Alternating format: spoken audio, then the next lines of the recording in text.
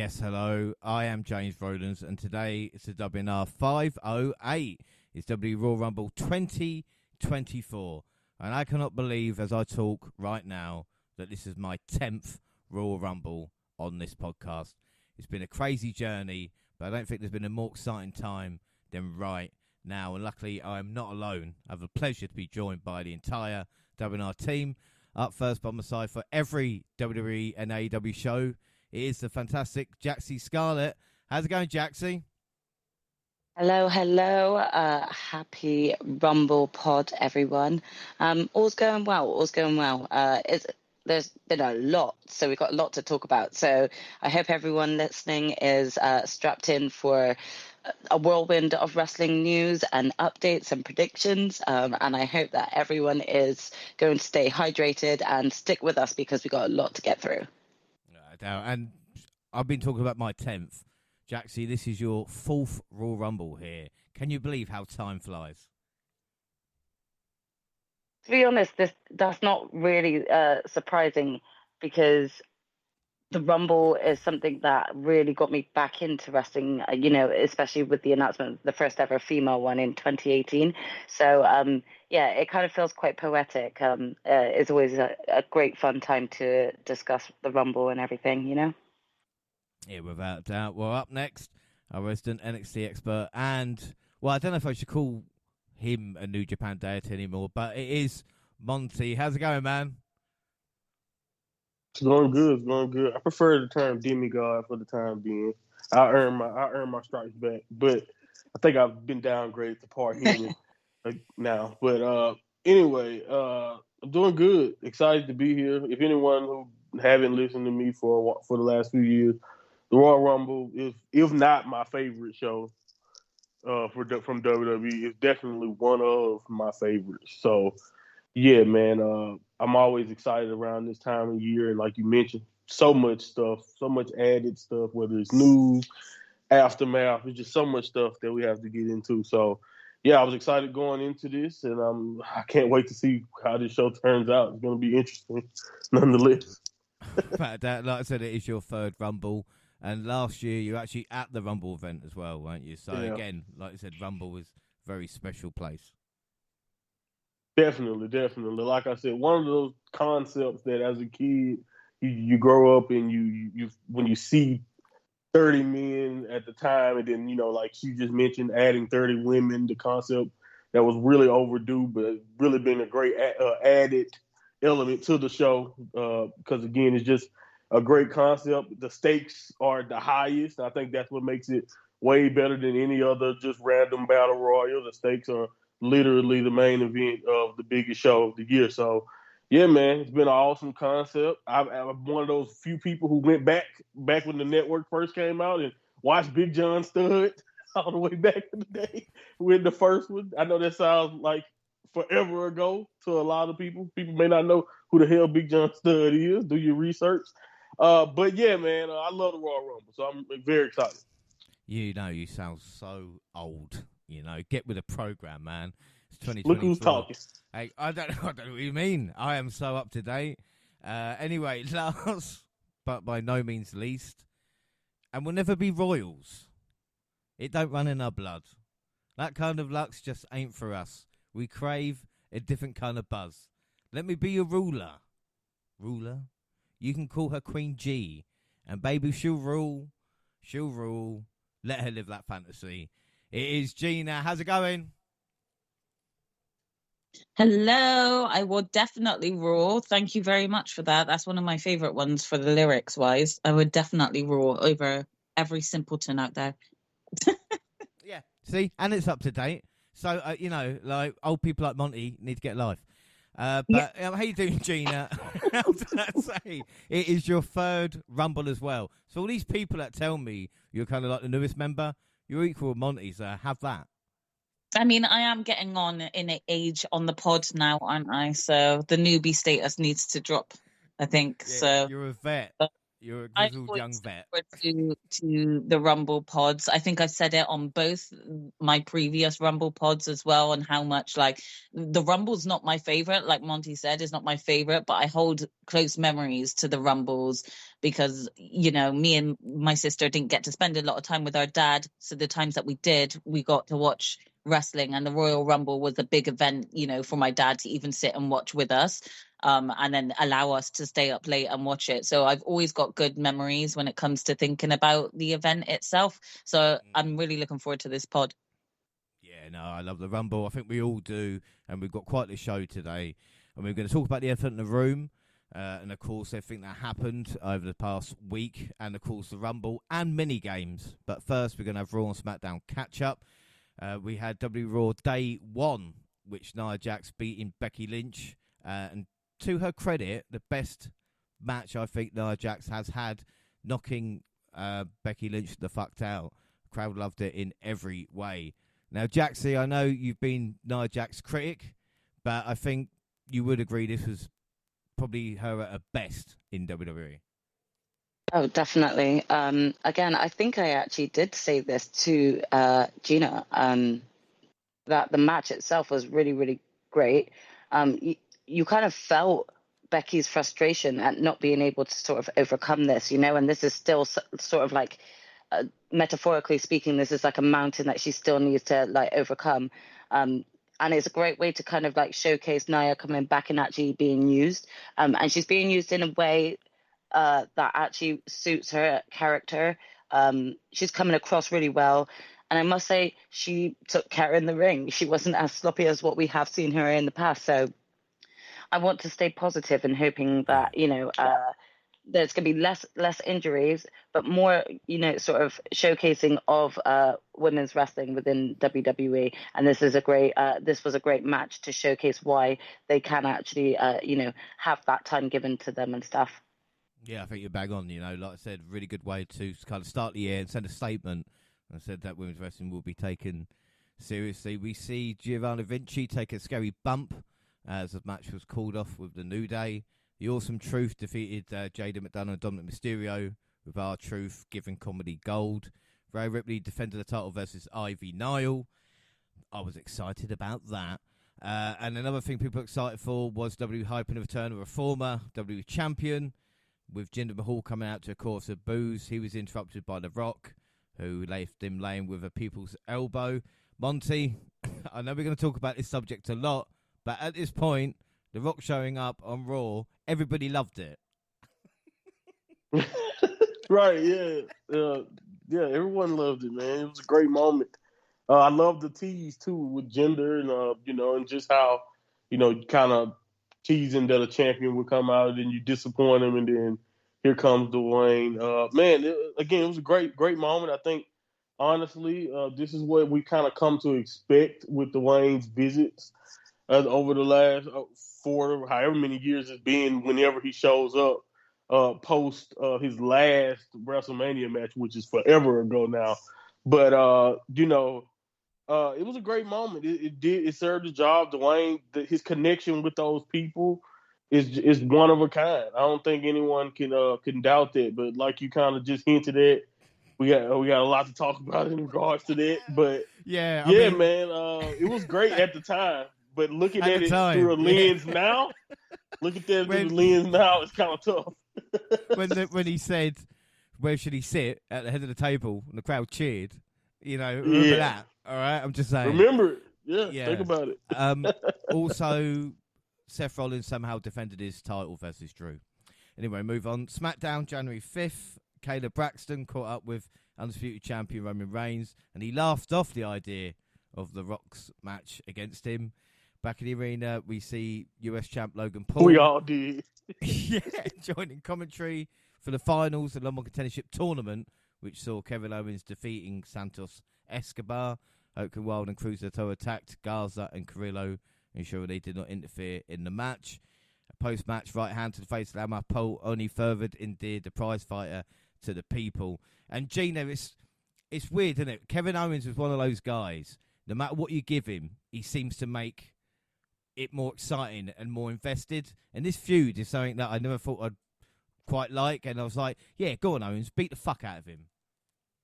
Yeah, definitely. Owens has like this energy that he can just draw you into that energy. If you're not feeling energized, you will after just watching KO, because he just emanates that, and it just reflects off of him. And even if you're not really feeling the storyline, by the time like everything is kicking off and popping off in the match, you're already too hooked to be like, oh shit, what's gonna happen? Kick his ass, Kevin, do it. So he's definitely infectious like that. Without a doubt. After weeks of cryptic promos, Karrion Kross reintroduced the Authors of Pain to the W Universe as the Kalman Razor attacked and laid out the Street Profits. Kross laid out Bobby Lashley at ringside, a declaration of battle between the two trios. I mean, and Jaxie, just like that, Karrion Kross looks like a threat again. How easy is that? Yeah, I mean, it does go to show you what a little bit of trust within the wrestler and good creative writing can do, as well as given the screen time. This is how you showcase sort of like a faction, straight from the get-go. And you know what? This is the first time that I could say I'm interested to see what Karrion Kross is going to do. I absolutely love brunette Scarlett as well, by the way. Can we just give her props for that? Her eyes are so much more piercing with the brunette hair. I'm intrigued to see if she's going to be more involved, especially with kind of other news that we'll discuss going forward in this pod. But as a whole faction, it left me intrigued. I want to know more. I'm liking it. Without a doubt. WWE Women's Championship match. Mi Ching gave her best, but Io Sky retained. Pretty deadly. Yes, boy. Face Butch and his tag partner, Tyler Bate. Monty, I was so confused who to cheer, but it is great to see the big strong boy on SmackDown, Yeah, I mean, it's about damn time. I think I made the point. Yeah, that, I think a lot of what we're past since the last pod, so maybe people don't know, but right. The podcast kind of went to war for a couple of weeks. I'm not gonna lie. Right. And like I literally mentioned a stat about like him being in development, like the length of Jay White's entire career.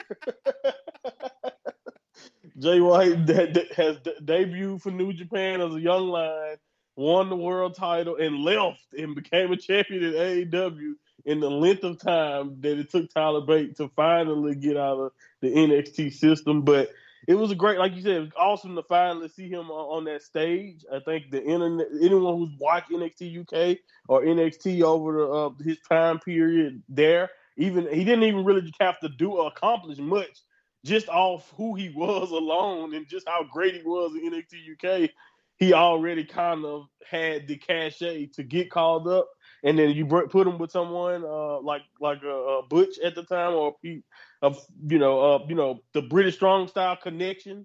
Oh man, it's a perfect marriage that I think, other than maybe having Mr. Seven still around, I don't think you can get better than that. Don't do it to me. Don't. Right? Yeah, I don't even want to tease you. I don't want to tease you. Because but he's yeah. not even, Trent Seven's not even been TNA because he missed his flight. So God knows what's going to happen in the future.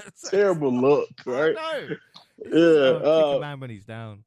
Anyway, right. back to SmackDown. But it was awesome to see them together. Awesome to see them together. Without doubt. Roman Reigns' attempt to prevent Randy Orton, LA Knight, and AJ Styles from earning a shot at him at the Rumble backfired.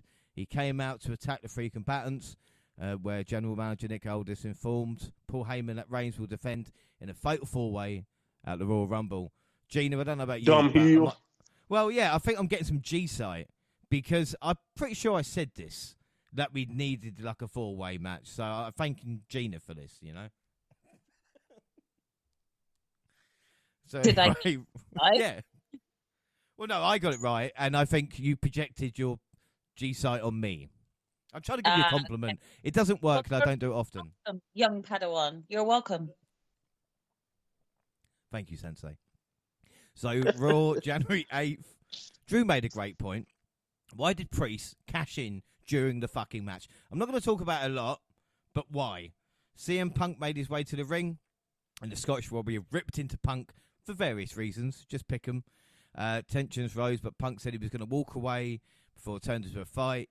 He made sure to tell McIntyre he'd eliminate him last in the Rumble, which he will. But Drew was great here anyway. In NXT Future Past match, Ciampa beat Balor with DIY getting a title shot. Kaiser looked like a killer taking out Kofi. I really, really enjoyed this. Ripley won Nia Jax.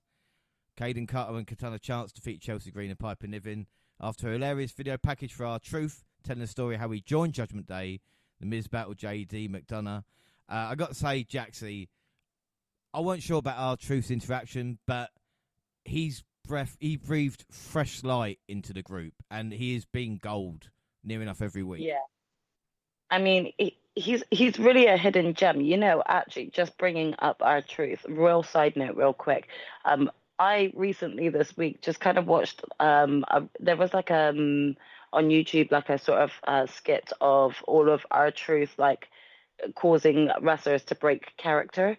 And you just forget how much of a hidden gem R-Truth really is, because he can really just improvise at the blink of an eye, and really like just get the crowd behind him. And like you said, it really has breathed fresh life into the Judgment Day and who they are, and you know what they stand for as a faction. And I just need to kind of give a bit of a side note of the do you guys remember the Royal Rumble where Brock Lesnar had come out to sort of announce that he was going to be joining, and R-Truth interrupted him and completely got it wrong and thought Paul Heyman was going to be in the Rumble and not Brock. So Paul Heyman had actually, before that had happened, told R-Truth that that they were going to go out and do a promo, and he said that he had a bet with other executives that Truth could not get Brock to laugh, like just randomly laugh. So this is why Truth kind of got involved and then like did that skit. But it was just, you know, the fact that Truth, you know, in the space of 10 minutes can come up with something and go out there and perform it, and actually not only just make Brock laugh, but make everyone just fall into a state of laughter. Like you can't go wrong with like inserting Truth every now and again into these different segments, because he makes it work. He's just great. Well, and also, he is more of an official member than JD is, because he actually got his name on a T-shirt. So I mean, you know, technically and the graphic so. as well. And technically, JD really did lose. So he really shouldn't be in the Judgment Day. So set on that, because you know that what we are going to get another JD and R-Truth one-on-one, and I'm all here for it if we do. Yeah, without a doubt. Well, in the main event of Raw, Cody beat Nakamura in a street fight. SmackDown on the 12th, Belair beat Bayley because she had no help from Damage Control. The Testament was named. The final Testament as a group was named, making Cross more interesting than he has in years. Theory and Mello suffered a scary bump when he landed on his head, basically. Not enough spring on the ropes. Monty, did you shit yourself with Mello for a second? You ruined everything. You ruined Stand and Deliver. Definitely was worried a little bit at the beginning, but when I saw the replay, I was at least sure that they didn't break their necks. But a concussion or something like that, I definitely was still worried about that, because they fell right on their head. But it was tough. So that's better. Yeah, Theory landed worse, exactly. So I was like, okay, at least Mello might be at worst a head injury. But yeah, it was definitely scary. And I've seen Theory do that move plenty of times, so it's kind of weird that it just didn't go like you said, like it usually goes. It just didn't get enough air. It won't do it again. So Heyman couldn't find a partner for Jimmy and Solo as they lost to LA Knight, AJ Styles, and Randy Orton. Raw 15th of January, Cody and Drew faced off with McIntyre speaking facts. Someone's out to get Chelsea Green and Piper Niven because they lost again, this time to the Way. Xavier Woods showed what he can bring as Liam and Kaiser continued with the Imperium and the New Day feud. Gunther did return and said he would win the Rumble. 600 days for Gunther for Raw after the Rumble. I mean, Gina, we talk about the Imperium and New Day feud that we've seen on Raw, which is bringing fire to both sides. But also with Gunther, it's just incredible. And his reign's not boring yet either, you know? Yeah, I mean, the thing is, I don't want to compare Gunther to Roman because their titles are different and they've had completely different reigns. But this is what I mean in terms of like not making a storyline boring. Gunther has been here almost every week, you know, keeping us interested and having him on our screens, having title defenses and showing why he really actually deserves to be holding this belt for so long, because he just defends and defends. And yeah, okay, he does have some of the other two cause distractions at some of the matches, but not every match. You know, there have been plenty of matches and defenses that Gunther's had where it's literally just been him and his guys haven't been there to, you know, cause distractions.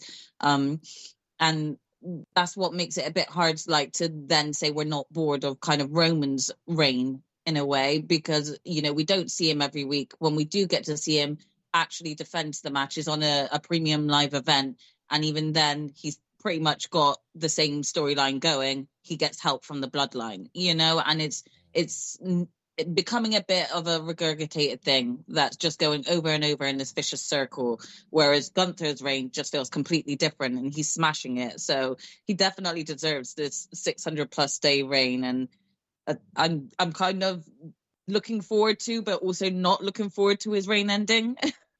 Well, yeah, it's going to be weird, isn't it, living in a world where he's not Intercontinental Champion, or him as champion, you know? I think, like, even with the pod, he's been champion for, like, 900 days altogether, including the UK title. I was about to say, this man is a master at long reigns, okay? If it's one thing Gunther know how to do, it's hold a belt. It's like when he wins the WWE title, you can be like, fucking hell, we're in for another one. Like, here we go. But also, just to touch on the feud that's currently going on between Imperium and New Day at the moment, I'm absolutely loving it. You know, there's no titles in this story. It's literally just pure hatred that has stemmed from one match going too far, you know, and people looking to get retribution for their tag partner, etc. The feuds have been great. Not only has Kofi just smashed it in the matches, but so is Xavier, and both of the Imperium, God, I know their names, Ludwig and what's the other one? Giovanni. Yeah. Sorry, Giovanni Vinci. I know that. So he's had a concussion and you forgot his name. He's had a horrible month. They've all been smashing it, basically, and I've really enjoyed this feud, and I'll happily watch more matches between all of them. Without doubt, we see Becky Lynch and Rhea Ripley facing off, and then Jinder Mahal was unsuccessful versus Seth Rollins. But it looked like Rollins injured himself. We'll find out a bit more about that. But Jaxie, the question is, everybody hinted Jinder, you know, and this is Tony Khan's doing. Now he got a WWE title match, but how do you think he done? And do you think we should invest more time in Jinder Mahal? Is he underrated?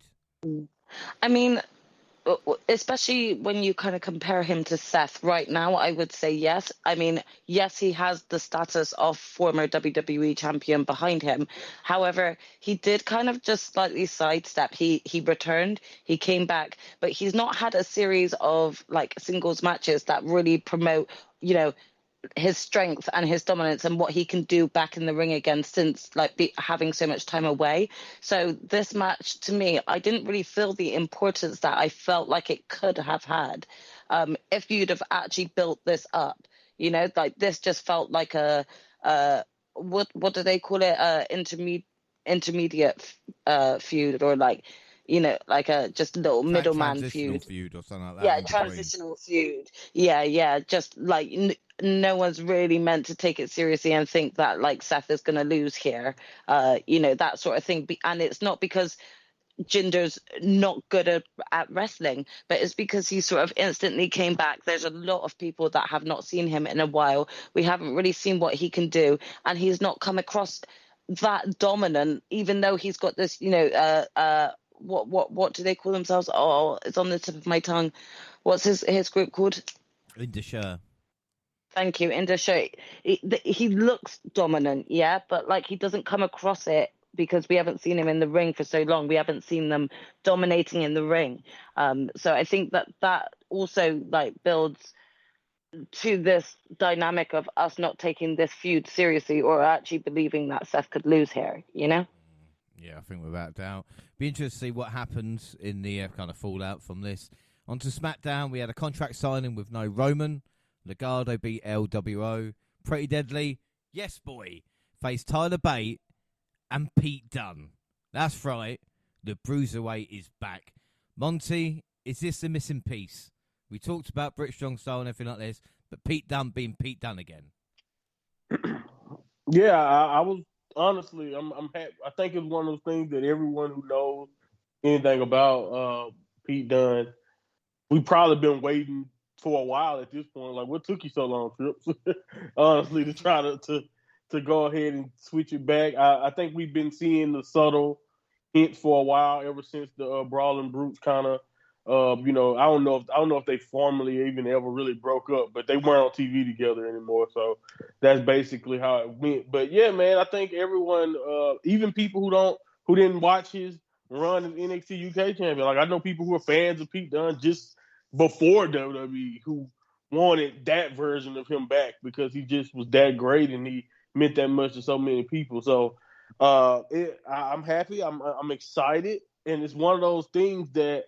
How far can he go in the WWE format as Pete Dunne? Will he be given the time? Will he be, allowed to be in the ring with people that fit? Like, I just immediately started thinking about, eventually get him to Raw, let him fight Gunther, or like, again, just like put him in the ring with people, even in this tag division with Tyler Bate. I would like to just see him in the ring with the right people, and you could just see Pete Dunne shine, doing what he does best. So I just hope I hope going forward, he's given the time to actually be the star that we know he has the potential to be, and who we know Triple H also believed in at a period of time. But honestly, we'll just have to wait and see how it turns out. But I'm definitely happy to see him back and not Butch anymore. I think we all can agree. The Butch era, he made the best of it. He tried. He even got it over a little bit, but it was definitely time for Pete Dunne to return. All I'm saying is, sorry, about to say, just be careful for Tyler Bate because Pete Dunne is going to turn on him. Like, we know that is coming. Like, the Pete Dunne heel turn. Bingo. Will be with us. Bingo. Definitely. Anyway, with Roman Reigns as well, he had a milestone at 1,238 days. He surpassed Bruno Sammartino's second longest reign to now hold the fourth longest World Championship reign in WWE. In order to reach third and surpass Hulk Hogan's reign of 1,474 days, Reigns will need to hold on to it till mid-September 2024. I'm not betting against it. Raw 22nd go-home show. World Heavyweight Champion Seth Rollins told the W Universe he will not miss WrestleMania 40. The Visionary vowed to everything in his power to compete at the showcase for the Immortals and defend his title despite his knee injury. Gunther interrupted and claimed he would win the Royal Rumble and challenge Rollins. Well, he said he'd win the Rumble on Sunday, but he meant it for the European fans before anybody else says anything. And then that ended with Kofi Kingston and Xavier Woods attacking Kaiser and Vinci, head of the match. That match ended in a count out. But, Gene, I mean, what a start to Raw. I mean, Raw has changed considerably the past, couple of years, and it was just such an exciting start.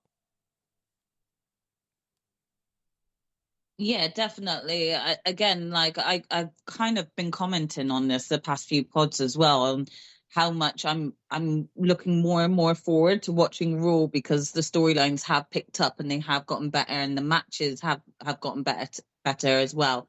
And it's not to say like the wrestlers themselves were bad, but we were just getting a lot of repetitiveness, I found. So the Raws that we're getting lately, especially this one, the way it kicked off, that match was so good. It was pay-per-view worthy, So for me, yeah, I would have given it a 5-star rating for that match because it was just so good it popped off. And what were your thoughts on Seth with his injury, but saying he's going to get to Mania? I don't know. I'm a bit confused. I don't know how big they're playing into this injury. This was one question I was going to ask you guys, actually. Are they making Seth's injury out to be worse than what it is? Because I'm a little confused. When I saw him kind of hobbling out, part of me was a little bit concerned, like, right, okay, well, he definitely is not making it to Mania, but Seth keeps talking as if he will be in Mania. So I'm really confused. Are they like feigning his injury to be bigger than what it is, or is he going to be well enough after whatever surgery he might need? I to thought they were playing up the fact that he wouldn't make it, even though they kind of knew he would. But I think the injury is quite bad. But they were hoping he could face Punk. You know, like I don't. There was no other way, you know, like he's rehabbing. That's what's going on. He's rehabbing, and he tore his meniscus, which he can get back from a meniscus tear and fight Mania. Even with he said he wants to come back before and fight some matches before Mania, and that's the thing where it's like, okay, so you tore your meniscus, and then they claim an MCL might be strained or torn also. So it's like, I don't know. I don't think you can have both of those things torn and still do it. But maybe if he's been fighting through the back injury they claim he had too. So it's just like he's been beat down a long time. So he's still not cashed in. Right. What's he gonna say? And that's the thing. That's the thing that made me mad. It's like, Priest, he is out here destroyed. Just come out there. He's going to be in a full body cast in a couple of weeks' time, and Priest will still be like, "Now is not the time." Nah, not the time. I'm waiting. I'm just going to get Weekend at Bernie's vibes from him. Exactly. But no, he's supposed to be rehabbing. It's supposed to be legitimate. I think it is. It's just like James said, they're just holding out. They were holding out on the fact that he could at least rehab, stay away, and then possibly be at least 70%, I guess, so he can work a match around WrestleMania time. Because he may not be 100%. That ain't gonna happen.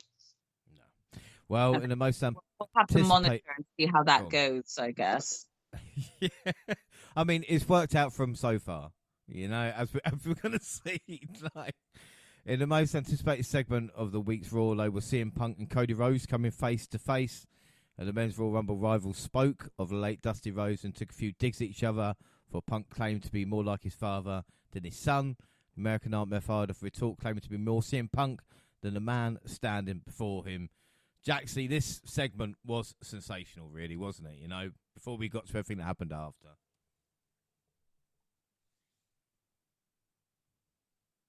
Yeah, I mean, you're talking about two men who really strive at promos. They're always hyped as it is. So watching these two sort of talk against one another, yeah. If this didn't get you sort of hyped to actually kind of like see more from them, I don't know what would. Obviously, we've got like a lot more that still needs to be discussed when it comes to everything to do with this. But again, just a great promo that really just hyped up what could be between these two, you know? Yeah, without a doubt, like I said, at that point, the two favourites to win, we weren't sure, facing off before we got to the Rumble is a perfect way of doing it. In the main event, Drew McIntyre smashed Damien Priest. Didn't even break a sweat. SmackDown Go Home, January 26th. Orton, AJ, and LA Knight had a chat. The debuting Elektra Lopez spoiled Carlito's quest for revenge, where attack on Zelina Vega proved to be a distraction for Santa Escobar, getting the victory over him. Monty, I was pissing and moaning about this, and Trips has shut me up with Elektra Lopez being a part of it again. You know, he was right. What can I say? Yeah, I mean, it was great to see her, back. I honestly, it's funny you mentioned that. I didn't really care about the initial thing, but her showing up when she did, right at like a couple of weeks after being nice to Cruz del Toro, and she was just talking to them on NXT like, what's up, La Familia, and then a few weeks later, here she go, right on Santos' side. It was great to see her, though. It makes sense. I will say this, Santos has some very influential ways, so I say, because he just left her high and dry down in Florida, and she's no, who cares? I'm here for you if you need me. Maybe she's just smart and she know that was her ticket to the main roster. I did tell you. I told you in the update. Yeah. Elektra should have gone with Santos. I mean, again. Oh yeah, definitely. Yeah, for initial, and then think about what she ended up doing. Like, what did she do alone, really? Like, as a wrestler, not much. She didn't get accomplished much other than she formed a tag team. Damn it, that's what she. Okay, what did they win? What did they win before they broke up? They broke up. Broke up like 7 weeks after getting together. But anyway, anyway, we can have an argument on the next update about that. But like right, I said, we can talk about that later. But yeah, good to see her though. It made sense. Yeah. without a doubt. Damage Control made good on its promise to acquire the Women's Tag Team Championship, with the Kabuki Warriors, Kairi Sane and Asuka defeating Katana Chance and Kaden Carter. Now, Jaxie are probably thinking that you loved this, but I felt a bit sorry for Chance and Carter because they literally beat Niven and Green just to lose to Asuka and Sane. Yeah, I mean, I did actually kind of feel sorry for them in this instance. Don't get me wrong, excitement was there. We already knew that having both Kyrie and Oscar reunite, there was only a matter of time that they were going to get the titles back. But it really did feel like they didn't really want to squash Chelsea Green and Piper Niven. So they were like, again, a transitional champion just to be able to make the way for the Kabuki Warriors. So I did actually feel sorry for them, and I know like that kind of sounds really bad because I don't want it to come across like pity. I don't pity them. I think that they, had a great opportunity and they ran with it and did what they were able to do with it. But like it's difficult, isn't it? Because when you've got a stronger team that is reunited like the Kabuki Warriors, and when you want to actually start making these titles a bit more prominent, it sounds really bad, but you need to kind of put them back on someone a bit more prominent within the tag team division. And Katana Chance and Kaden Carter both have only recently joined the main roster. So I have no doubt that they'll have another opportunity to hold these belts again. But I mean, they were given the first opportunity to start setting the platform for themselves. So the only thing that they can do going forward is just continue to work on their tag team, on their presence within the ring, on their promo work and their talk, and just sort of overall preening up of their characters and what they're trying to bring to the company, because that is exactly everything I just described is exactly what the Kabuki Warriors already have established within the company. So this is kind of what they've got to continue building on now.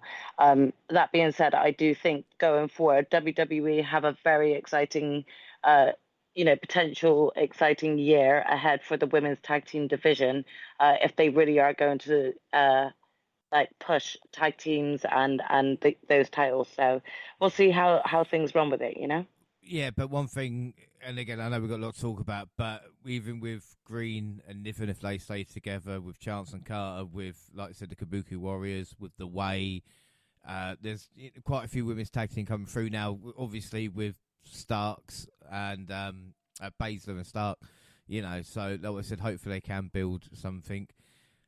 Just when the Bobby Lashley and Street Profits thought they had the answers, the Final Testament changed the question as they refused the advertised match for their rivals and said jumping them before leaving them lying. Austin Theory beat Carmelo Hayes thanks to Waller. A 2-1 beatdown after the match was short-lived though, as Trick Williams made the save for Hayes. Monty, people were surprised Trick was over. It translated beautifully, I nearly cried. I was chanting "Whoop that Trick," but my God, tears in my eyes. That reaction was beautiful. It was well deserved. It's one of those things you always wonder, especially I know me and you, since we get to watch a lot of it all the time. You always wonder, man, how many people are getting a chance to actually catch what's going on in the NXT? How many people actually know who Trick Williams is? Is it just down there in that arena in Florida? Because as good as that crowd can be, it also can inflate some people. We've seen it over the years that some people, like, for example, I love Johnny Gargano, but in NXT, Johnny Gargano, the reaction he gets there, you would think he was Austin or some of these guys compared to what he gets on the main roster. It's different. It's different. As great as Johnny Gargano is, but to hear that crowd really be into it, I know that was also in Florida, but that was a big arena. They was into it. They chanted it. He felt like a star. And then the fact that you hear rumors after that people backstage took note.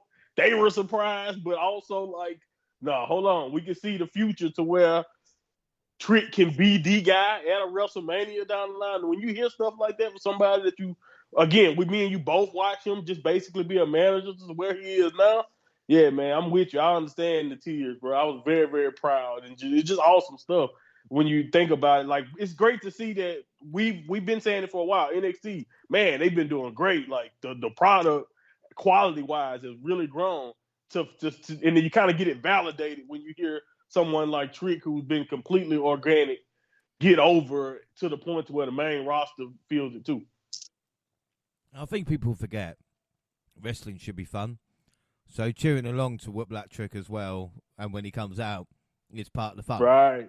Yeah, people go, oh, well, you can't. Hell yeah. They think the ring. It's like, no, but he's got charisma, star talent, and the it factor. Yeah, that's not important. So we'll see what happens with Trick. Solo Sikoa tried to fix the problem that was LA Knight. But before he could, Styles interfered and chaos erupted, bringing the main event of Friday's show to an abrupt end. Orton made the save. The Viper caught draping DDTs and RKOs to all around him and appeared to be the last man standing entering the Rumble until Knight delivered blunt force trauma from out of nowhere as the show came to a close. Genus, what were your thoughts on this then? I mean, we got the Fatal 4-Way, of course. LA Knight left standing, which we know means he hasn't got a chance. Yeah, I mean, it's really horrible to say you like that. You have the thoughts of, oh, LA Knight, you're in here to kind of take the pin. Sorry, but you can't help but see it because you know that that's the way that WWE works. You know, they don't want to bury their top stars that they've got involved in this match, and they've got some real top names in this match. So who would be best? And so you assume, and you're going to think it's going to be more of the newer man in the mix, which is LA Knight.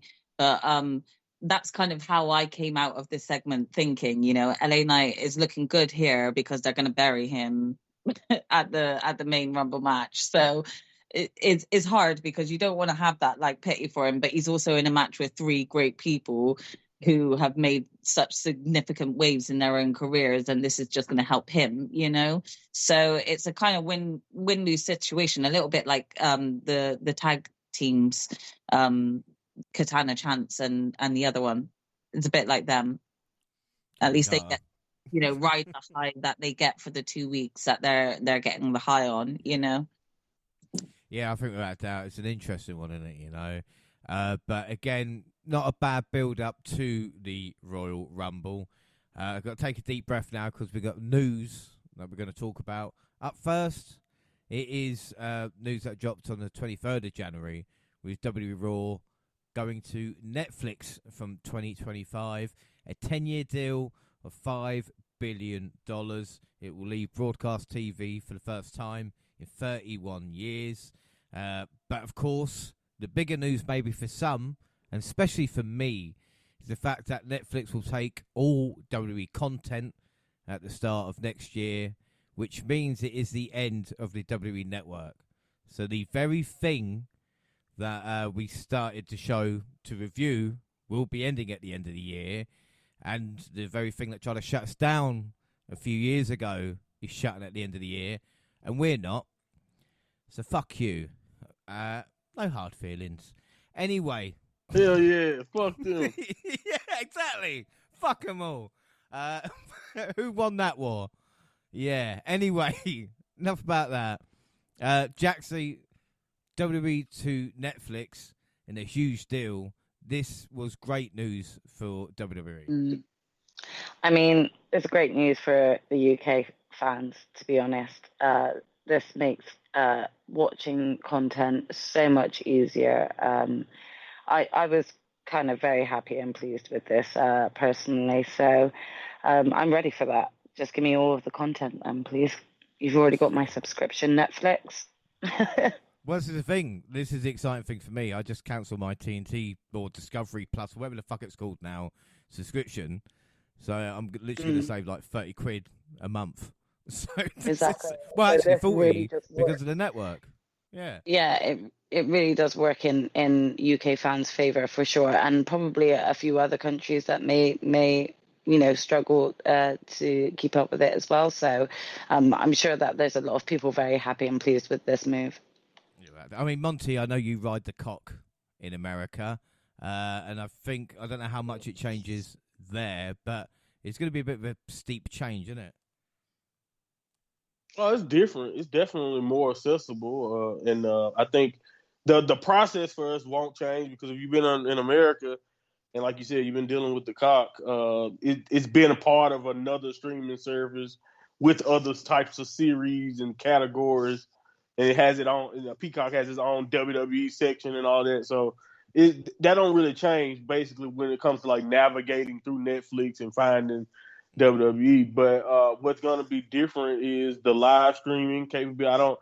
Netflix has live streamed a couple of things, but it's going to be interesting to see. Peacock actually live streams all types of sports and news and stuff. So it's going to be interesting to see how Netflix's servers and all of that, how that works for like the premium live events and stuff next year. But I'm assuming that they got all that worked out. That's why they spent all that money. If you got $5 billion to give WWE, I'm sure you have some money for your servers. That's what I'm saying, yeah. I remember when the network, yeah, when they did the streaming on the network, we did lose, I think, half a takeover. But again, there's going to be those type of problems. But like I said, it's not going to be a money issue.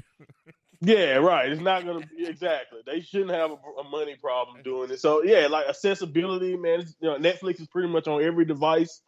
Pretty much, like if you buy a new TV, you almost automatically have Netflix programmed into it. So, yeah, man, it's gonna be cool from that element. And I think for just the casual fan, I know a lot of people who don't keep up with wrestling or were excited, telling me, "Oh yeah, I get to watch. Oh, I can go check out Steve Austin and stuff." People like from when I grew up watching, I can just watch it now because that's gonna be on Netflix. So I think that's going to be really cool. And once again, as much as flack as WWE gotten as they deserve in a lot of cases, they do need credit. The WWE Network was one of the first of its kind. They kind of started this whole streaming service, thing, boom of everyone trying to be a Netflix for themselves. So it's kind of funny that they're joining Netflix now, but for them to take Raw that's been live on television for so long and to make that 100% digital. Like I mentioned on my show, cable companies across the country, especially in America, but I'm pretty, like you said, with you guys over there around the world, people are gonna start paying attention to where it's like normal television in about 10 years, depending on how things go. Who knows who will be live streaming? Like sports is going to different streaming services and all of that. So the fact that WWE is jumping one of their major programs to Netflix 100% is a big deal. And I think it's one of those trailblazer type of things. Now, I heard that Netflix can cancel this if they want to. It could be done. It could be done in 10 years, or it could go up to 20. Yeah, so 5 or something. Yeah. You can cancel in 5, right? Or it can go up to 10 or up to 20. So yeah, man, it'll be interesting to see how things work out. I think it'll be a success, but I can't wait to see how things play out. I'm someone who hasn't really been subscribed to Netflix. I don't use it. I didn't use it enough, but now I'll be right back where I used to be on Netflix. So I have no problem with it. So it'll be cool. You're right. The company also announced that the superstar wrestler turned actor Dwayne Johnson, if you've heard it, this is the press release by the way, has joined TKO as a director. He now owns the Rock trademark, but I don't think anything will be done with this. He's on the board, so what? It's not like anything's going to change. Yeah, nothing's going to change. Yeah, no. Who and then someone tweeted me as well, saying WWE reached a 10-year deal with Netflix for $5 billion. Rock's been named a board member. Ricardo is potentially starting in NXT, which was a rumor. Kevin Patrick has been fired from commentary as well. And they say they don't remember a crazier week. Well, it got crazier. It did. Here we go. We're going to talk about it. And basically, bit of an update here. This is for BBC News as well. Vince McMahon has quit in the wake of a sex trafficking allegations from a former employee. Janelle Grant alleges Vince McMahon and another ex-executive, John Laurinaitis, sexually assaulted and trafficked her to entice wrestling talent. Vince McMahon, 78, said in a statement he made a decision to resign as executive chairman of TKO and parent company with WWE. He has denied the allegations. He said the lawsuit is replete with lies, but out of respect for the universe, he's going to step away. Miss Grant, a former employee, accused Mr. McMahon and Laurinaitis of trafficking her to other men as a sexual pawn to entice world-famous wrestling talent. We've got to talk about it, but this news broke last week. I think last Friday, if I'm right. And at that point, we were scheduled to do a classic Royal Rumble review. And then when this happened, we kind of decided against it. I mean, I don't know who to start with, really. I mean, Jaxie, I mean, we talk about this. I mean, wait, before we go to Jax, I mean, I'll just say, because I don't really want to stay too much on this. I know that my sister's got a lot to say, and I reflect a lot of what she's going to say ahead of time. So I'm just going to chime in and say it was very difficult to really feel amped up for a pod to review a classic Royal Rumble after hearing such devastating news, if you want to call it that. That's the best way I can describe it, to be respectful. The news is not shocking in terms of allegations against Vince, but the details that have emerged with this news has been very shocking. So I can imagine that this has affected so many people across the world. If they have looked at this, everyone reacts in their own ways. They have their own experiences, and this might trigger some people. And yeah, it's a very difficult subject. And again, I'm just going to leave my piece there. A lot of what my views are what my sister is going to talk about. So I'll let her chime in and say. Yeah, no, I mean, to be fair, Gina, that is perfect. And I completely agree with you. And my views on this are exactly the same as the entire team. So, yeah, I mean, Jax, if you want to start, Yeah, and then Monty, you pick up afterwards, and then both take the floor and we'll sit back. No, wait, hold on. I feel like Gina's really overhyped me having some major speech prepared for this. I don't. Obviously, I'm quite opinionated on this situation, but I mean, the overall feeling is this: the allegations behind Vince is not surprising, considering the type of character we have seen all throughout wrestling, throughout the Attitude Era, everything. But as Gina rightly pointed out, I think where the shock lies is, a lot of what has come out, the messages between Janelle and Vince, and just how derogative and very, like, just skin crawling to actually read and just know that this is sort of Vince. I don't really... I really hope that we're going to actually see some justice given to Janelle, and also I hope that this, whether there's any other potential victims, that this gives them the strength that they need to, come forward with anything that they have to say themselves. I know that there's a lot of people that are kind of discussing things and saying some stuff is due to speculation. So I don't really want to do too much of a feminist outlook on where things go from here, or what this means to the Me Too movement, not until we've got a lot more concrete evidence of what's probably going to come to light. However, we really need to take into account, what sort of publicity this is going to be for the victim herself, and just give our thoughts to her, and let her know that she is also in our thoughts and what she's going through right now, because a lot of the news right now is all about John and Vince.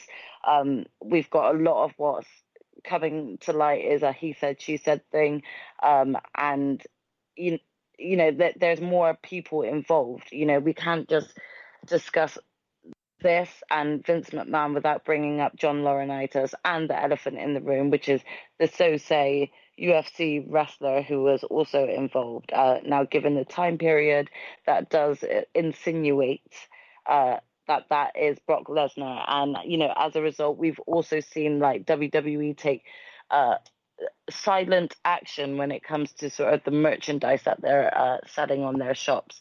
There's a lot of factors involved, as you can tell. So I'm treading lightly with my words here right now until we know more going forward, and getting more sort of evidence. But we can already see a flurry of potential discussions from other people not rightly involved, but third party people who could account to Vince's actions, to potentially John Laurinaitis' actions, to potentially Brock's actions. I condone all of this right now. I'm not siding with any of these men. I'm just trying to be very careful with my words, with what we discuss right now with little evidence, not little evidence, little known. I know we don't know the whole. It's not the whole story, but again, it's a really delicate situation. I know people go, "Oh, I feel sorry for you," and it's not us. It's like I said, it's horrible for the victims and everything else that happened. And like I said, this story is going to kind of grow, isn't it? You know. Exactly. So I think that is predominantly what my sister was probably thinking. I was just going to sum up, but those are my thoughts, really. So sorry to ramble on a little bit. It was just really hard. It's really hard to piece together. And right now, I just want everyone listening. I want all factors involved and players involved in this story, in this building storyline right now, and case that like our thoughts and support are primarily with Janelle at this point. And going forward we will support whatever else is to come out, but let's please, as a social media sort of branch, let's not speculate too much without hearing more. Let's show support where it's needed right now, and anyone involved, please do speak out, please seek help. Like Gina said, this is quite triggering news. Yeah, without a doubt. I mean, Monty, this is just, again, people going, oh, this happened 2 days before the Rumble. And it's like, that wasn't the story. The story is the story. And other people maybe haven't read this lawsuit or, talk about it. But again, this is just it's not even a black eye for like the wrestling world. This is just, the foundations have been shaken, even like watching it as a child, kind of memories have been taken away in a weird way.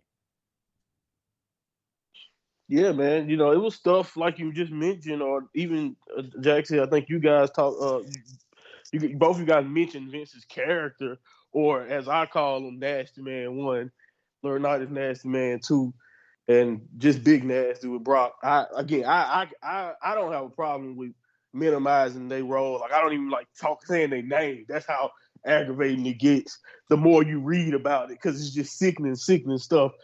Even if it is alleged, it's just to go to that amount of detail and for all the involvement and all of the not so innocent actions from the people. Like, I mean, we have one of the people involved literally pretty much, if you're saying you're a victim too, you're telling me some of this, at least some of this is true. And if even a little bit is true, what the hell am I supposed to assume we making up if even a little bit of some of this stuff is true? Because that's just how messed up it is. That's how messed up it really is. The details were horrible. And like you mentioned, ruining childhood memories, no doubt. Like, I frequently watch Raws and SmackDown. I used to do it more often. But I would watch old Raws and SmackDown from the Ruthless Aggression era because I was younger. I watched it, but a lot of the stuff is hazy. So sometimes I would go back. I already covered basically all of the Attitude Era and all that. And to kind of be in the year 2003 when Vince was all over television, especially SmackDown. And James, you know exactly what the hell I'm talking about. He had going on television when it came to his family, when it came to Sable, and just, think about remembering some of that stuff and then reading some of this that you saw in there. It's just, and then the rumors of like wanting Shane and Stephanie to do like an incestual angle, and then being told no and not realizing why. And it's exactly like, not understanding what's wrong with it. My first Rumble was January '99. It was 25 years ago with Vince and Austin, and that whole feud now and memory has been kind of tarnished with it. And I know it's not all sorry for me, but again, it's worse because of what's happened to others, and we've got evidence right in front of us. It reminds me a bit of like the Joey Ryan thing, where people going, "Think like a penis wrestler was like a pervert?" You go, you've seen all these videos of Vince McMahon and every diva that ever came in. Every diva, exactly. Every single one. He had at least one angle of with every one of Tori, Stacey, Candice, whatever you want to put. Go down the line. Exactly. it makes me fucking sick, and it makes the attitude era, Exactly. especially with these like chocolate bowl matches and fucking You got Tori, who bikini came out and contests said the bikini matches was horrifying for her. She hated doing them. just, Like, come on now. Think about that. And think about how many women we saw get forced through that. Think about who's recruiting a lot of these women, like the Maria Kanellis, like the Christy Hemme, Ashley Mazzaro. Don't get me started on some of the details that came out about poor Ashley Mazzaro. You know what I mean? So yeah, let's not bring up Ashley because we can be here for a whole other hour going exactly. into That's a messed show up to everything itself. is with that. So if we don't think that like repercussions are not going to come from this lawsuit, and like names such as Ashley are not going to get brought up for Vince, like I'm hoping that that there's going to be a lot that of repentance that's going to come forward from this. But yeah, we could be here for a whole hour if we were actually going to dissect her exactly. and everything she went through. So again, what Monty said, I've actually been rewatching old school Raws and SmackDowns, and you can actually see the discomfort in the women's faces when they're wrestling. I think one of the matches that I saw was Terry versus the Cat, and they just basically had to rip each other's clothes off and do a stink face to each other. That was the rules of the match, and it's like you could just see just the discomfort, there. And back then it was like entertainment and fun to watch, but now, especially with all this coming to light, it just makes you feel sick to your stomachs. Exactly. When they did the Trish angle with her to bark like a dog, Sky cut the footage. They didn't show it. So even back then, they were going, look, him kissing these girls in front of his wife, right in front of his wife. There's just limits. Right in front of his wife, man. Yeah. Exactly. What we'll do, though, I think, again, there's a lot to still talk about. So what we'll do, we'll bring out an old favourite from the WNR past, which will be controversial characters. And I think in the next maybe couple of months or so, we'll do an episode about that. Go into one thing though. I just want to say one thing though. Go.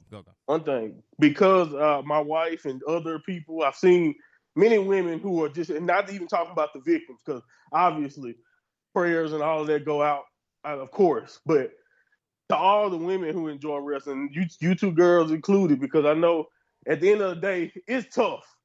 If it's one thing I've learned from just listening to women around me who like wrestling, hell, it's like that in the gaming community. It's like that in other communities. It is tough on women in the wrestling to be a fan of wrestling.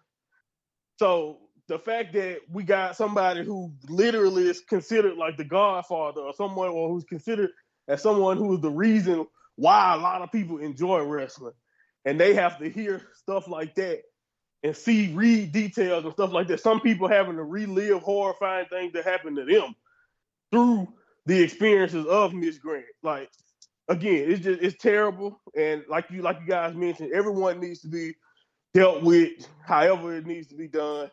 And yeah, I could say a whole lot more, but I just want everybody to just understand that, on my podcast, this show, anytime you talk, like, I'm one of the guys in wrestling that want to make this a safe space for the men and women who enjoy wrestling for what it is.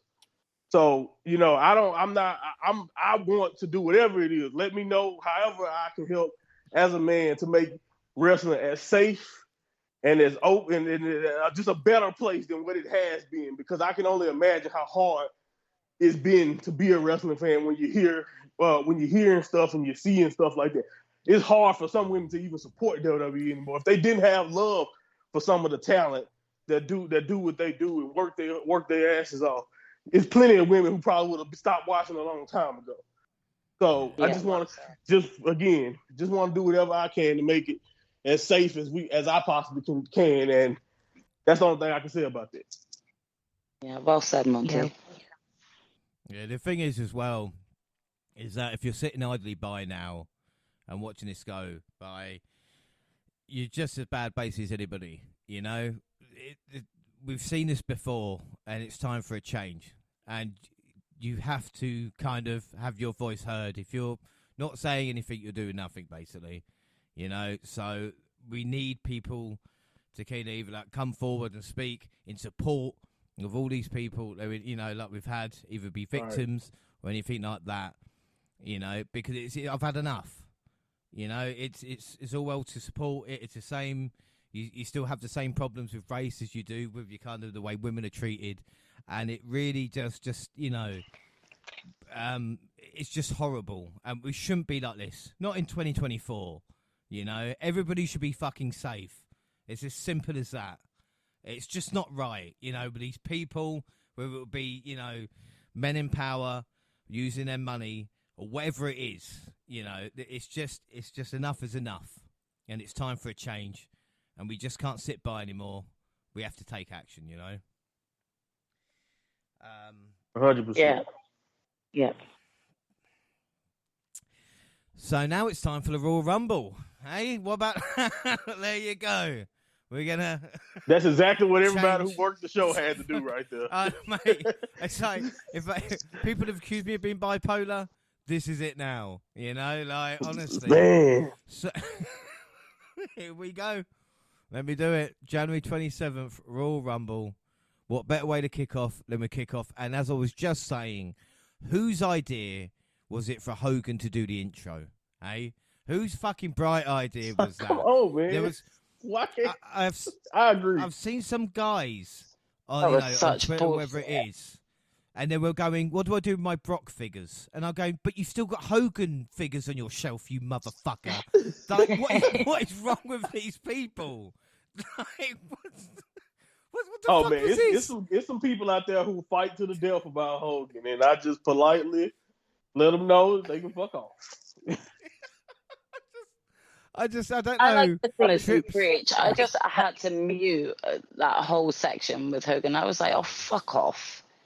It I was like so to think that fucking they just- Hogan because they were like, we need someone to remind the world of a bigger dickhead than McMahon. Yeah, Or just as big, at least. Yeah. Triple H is like, get the bat phone. Definitely. Ring. Flair's not available. Ring Hogan. Yeah, get Hogan on the screen. Everyone's hating on him, and we'll forget about this. Hopefully, slide it under the carpet. Yeah, we could have had Flair in just his robe doing the intro. So I suppose, you know, there's better things. Good news for Jackie Redmond. She has been promoted to the main host. Ooh. Or has Kayla Braxton been demoted? Working her to death, by the way. Yeah, and again, it's just like, you've got Kayla Braxton. You can use her as well, you know, as a host or whatever. It's not wrong with Jackie Redmond. I don't want to go away to Kevin Patrick yeah, here. but like Kayla's been doing it longer, so I was kind of confused as to why, like, she wasn't like given that role. It's just one of those things where I don't see her on the kickoff, and then the next week she's in TNA. You know, like we've seen that before, so we just got. That's all. Yeah. Yeah. I think it's We've think it's a sports thing though, because she's like on the NHL network, and they claim they want to go in the sports direction, but I don't think they mean Kayla Byron and everybody else just need to get through to the side. Yeah, exactly. Byron Saxton should still be employed. I guess people have forgotten about him. He's still there, but fair play to him. Right. You know what I mean? Cracking out that wage. Shout out to Byron. Yeah. Wade Barrett, Booker T, Pete Rosenberg on the kickoff. Wade was on the beach earlier drinking, so right for some, innit? Kayla Braxton was working. She got word with Ripley, and Rhea looked well annoyed she didn't have a match, which, again, we have spoken about that, Jackson, didn't we, with Ripley not having a match, but I don't know if we want to touch that subject now. Yeah, I mean, it's questionable, but let's not go down that route. We might be here like much longer than we already are going to be. We've not even started the Rumbles yet. Heyman was fired up. He blames Nick Aldis. Oh, it's not Aldis. It's spelled corrected. Aldis. But Aldis is probably better as his name. Rosenberg walked through the back in quite a good segment. He saw R-Truth, Theory, and CM Punk. We saw Trips with Braxton, who had a question. And we were ready for the Royal Rumble. The main show, we see Roman and Orton arrive with Randy's. As he came to the entrance stage, and you see Roxanne Perez on the video on the back. Spoiler alert. Come on. We see Ripley and NBA. Then the same opening video we had on Kickoff. Yeah, we want that. More Hogan. Pat McAfee joined the team. Michael Cole was pumped. But what confused me, though, was Corey Graves dressing like Nigel McGuinness. I mean, Monty, what's that about, you know? Like, leave it for Nigel, you know? Anyway, Women's Rumble next. We have Rumble mini games, which we will do afterwards. So let's go on with then the Women's Royal Rumble match. Number 1 was Natalya. Number 2 was our first surprise of the night, former Knockouts champion Naomi, with a great ovation. So, Jaxie, what was it like seeing Naomi? You know, because I've been watching her for past year in TNA, and now she's back. Yeah. I mean, to be fair, I was pretty wasted before the Rumble even started. So I lost my shit, and safe to say that the neighbors probably were like scared as to what was going on, because I was very loud. The crowd was lit. We loved to see it. We were hoping for this, and it came true. I'm very pleased with this. And there was a nice exchange between the two till number 3, which was Bailey, Monty's pick. Were you worried at this point, Monty? Definitely a little bit worried, but but I at the end of the day, I was still, hoping. I was worried, but like confident that, she still has one of the most narrative reason to win, and I was like, let's go with that. But yeah, man, I don't know. Yeah, I was definitely like you said, on the fence when you get that early.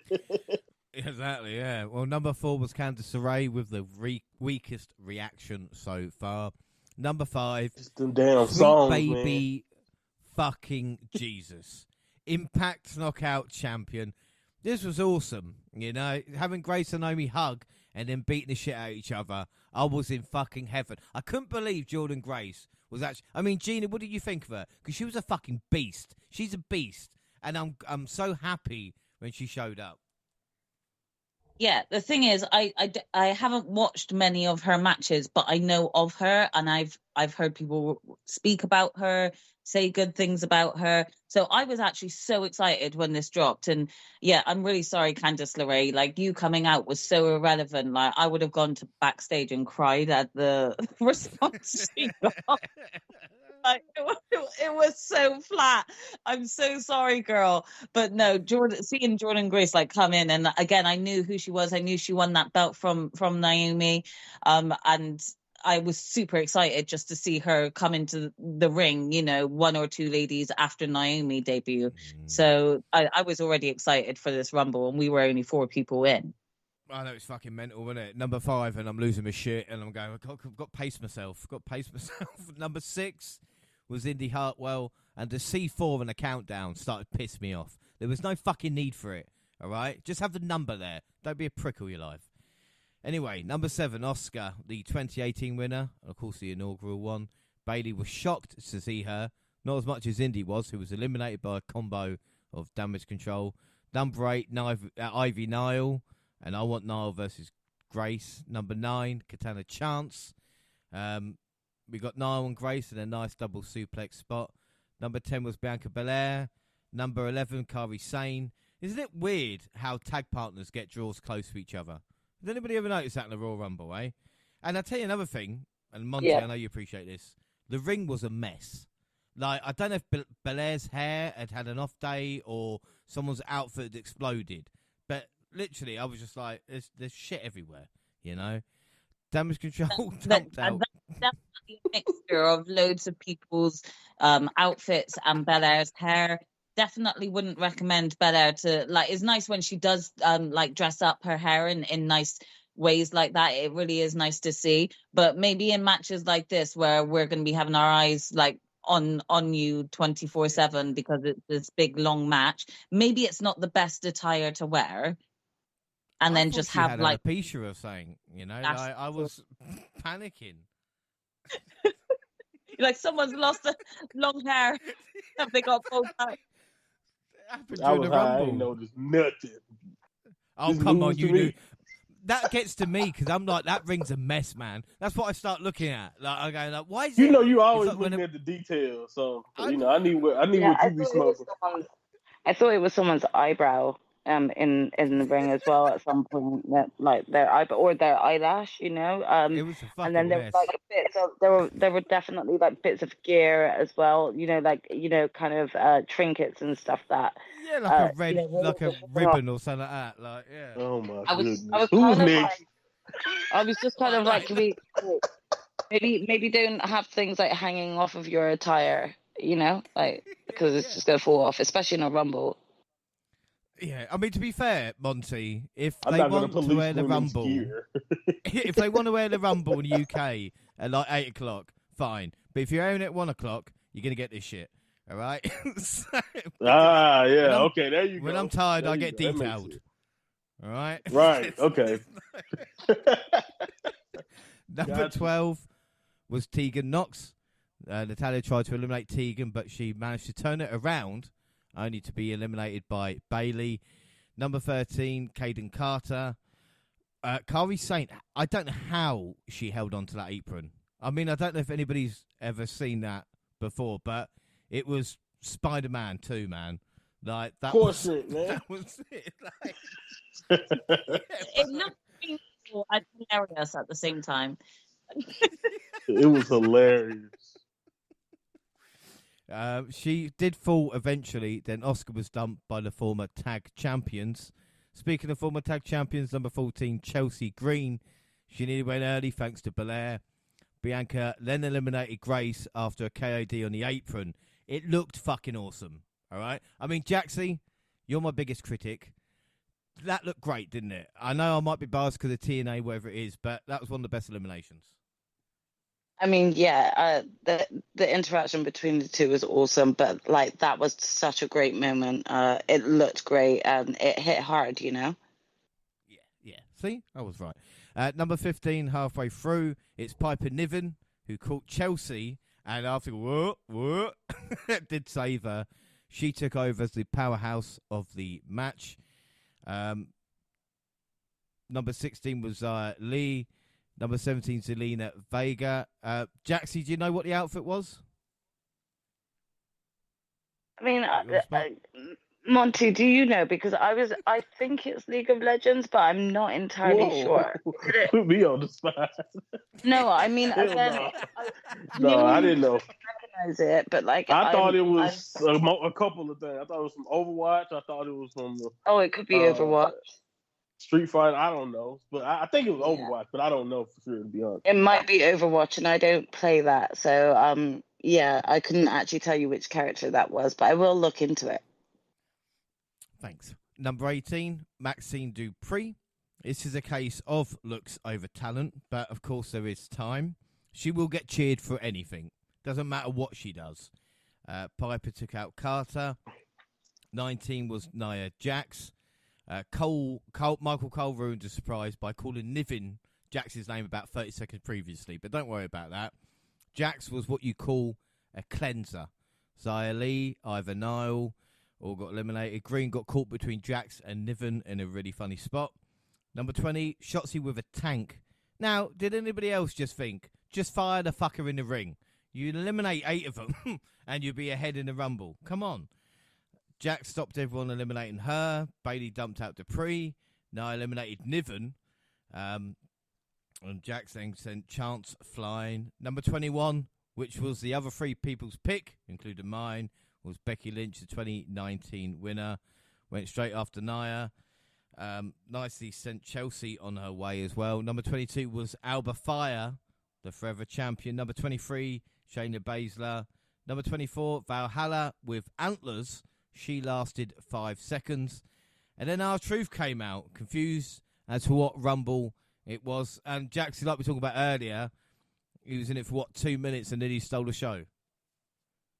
Yeah, I mean, we've got to say here as well that it was R-Truth that cost Valhalla, like, any momentum going into the Royal Rumble. She was completely bewildered as to what he was doing out there. She couldn't make light of it, and ultimately was too distracted when getting in the ring, and that was her downfall. So she definitely had a feud with him, but again, he just stole the show. He really did. It was just brilliant, epic timing. The way he ran down to the ring, he he side looked Valhalla with some serious bombastic side eye. Yeah.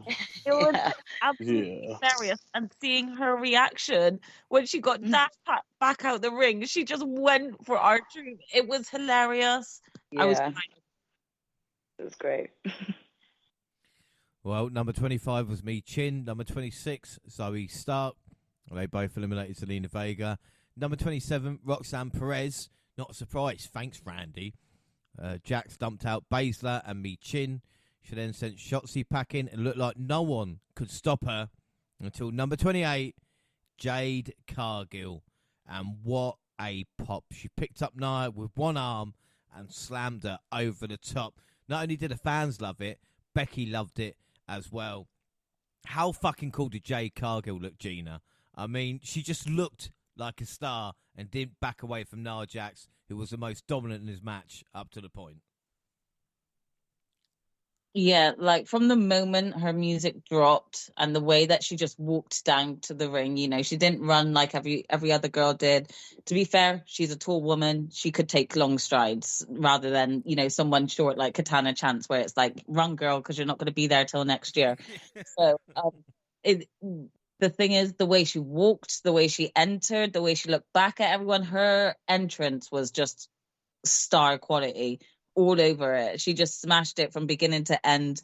The crowd received her so well. They literally screamed the place off when her music dropped, you know, and I think that added to the momentum. And then the stare out between Nia and Jade as she was getting closer and closer to that ring, it was just brilliant because it was already kind of foreshadowing the only dominant force that is able to take Nia at this moment is probably this bitch who's about to get in the ring right now. And a lot of WWE fans won't really know Jade well, but they will know of her. So I can imagine they were just as excited as fans who watch maybe AEW and were a fan of Jade's from there would be from seeing her in this match. So she absolutely smashed it. She smashed all over her spots, and you know, it was just really good to see her like kind of, she looked happy while she was doing it in a way.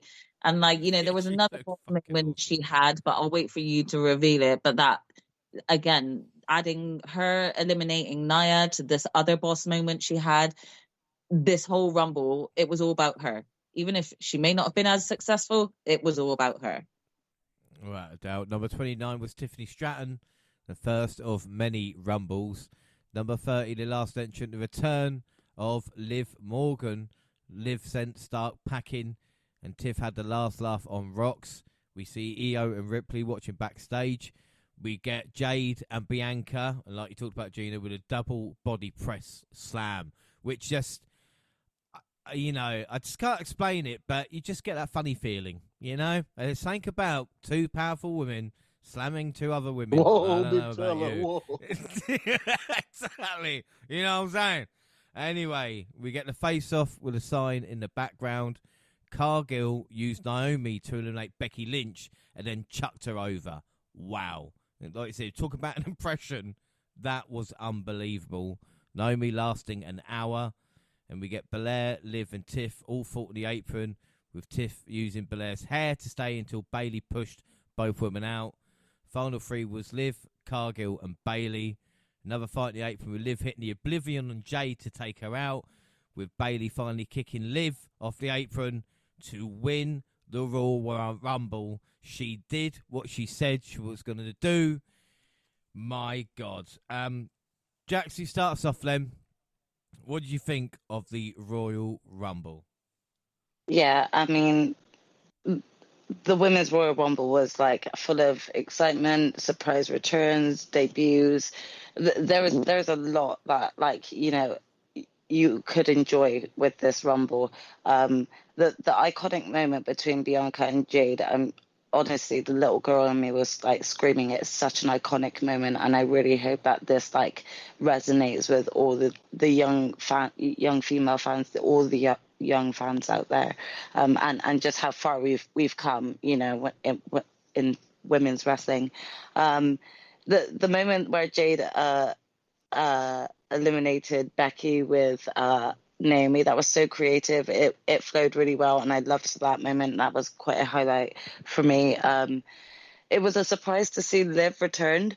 But I don't know if I would say I was as shocked as, like, you know, some of the other appearances on the Rumble.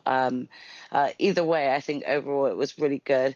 A shock surprise coming at Bayley, picking up the win here, but I am absolutely happy with that. I went with Becky to win, and I did that as like a safe bet, but I'm glad that they've gone with Bayley. She deserves a win here. She really has kind of done everything in WWE now, you know, so giving her this new feat, this one thing that she hasn't actually accomplished. It just goes to show you how much trust they have in Bayley and how much, like, she still has the crowd's hearts. So I'm really pleased and eager to see what her build up to WrestleMania is going to be like. I think without a doubt. I think this Rumble was great. You know, we talk about the surprise at the start with Naomi, and of course Jordan Grace, and even with the kind of, you know, the middle part didn't kind of sag at all. Like, I really enjoyed the Chelsea Green part, you know, showing her, you know, getting squashed and getting taken out and all this lot. Showed great comic timing. And then Gina, like you said, with Jade Cargill coming out and kind of got really fucking serious then. You know, just kind of turned up the heat, and it was like, shit, Yeah, we're here now. All the women wrestlers in the ring were like rolling up their sleeves, like, guys, this battle ain't over, it's just started. Yeah. It really, really was good. I mean, what were your thoughts on the rest of the match, you know?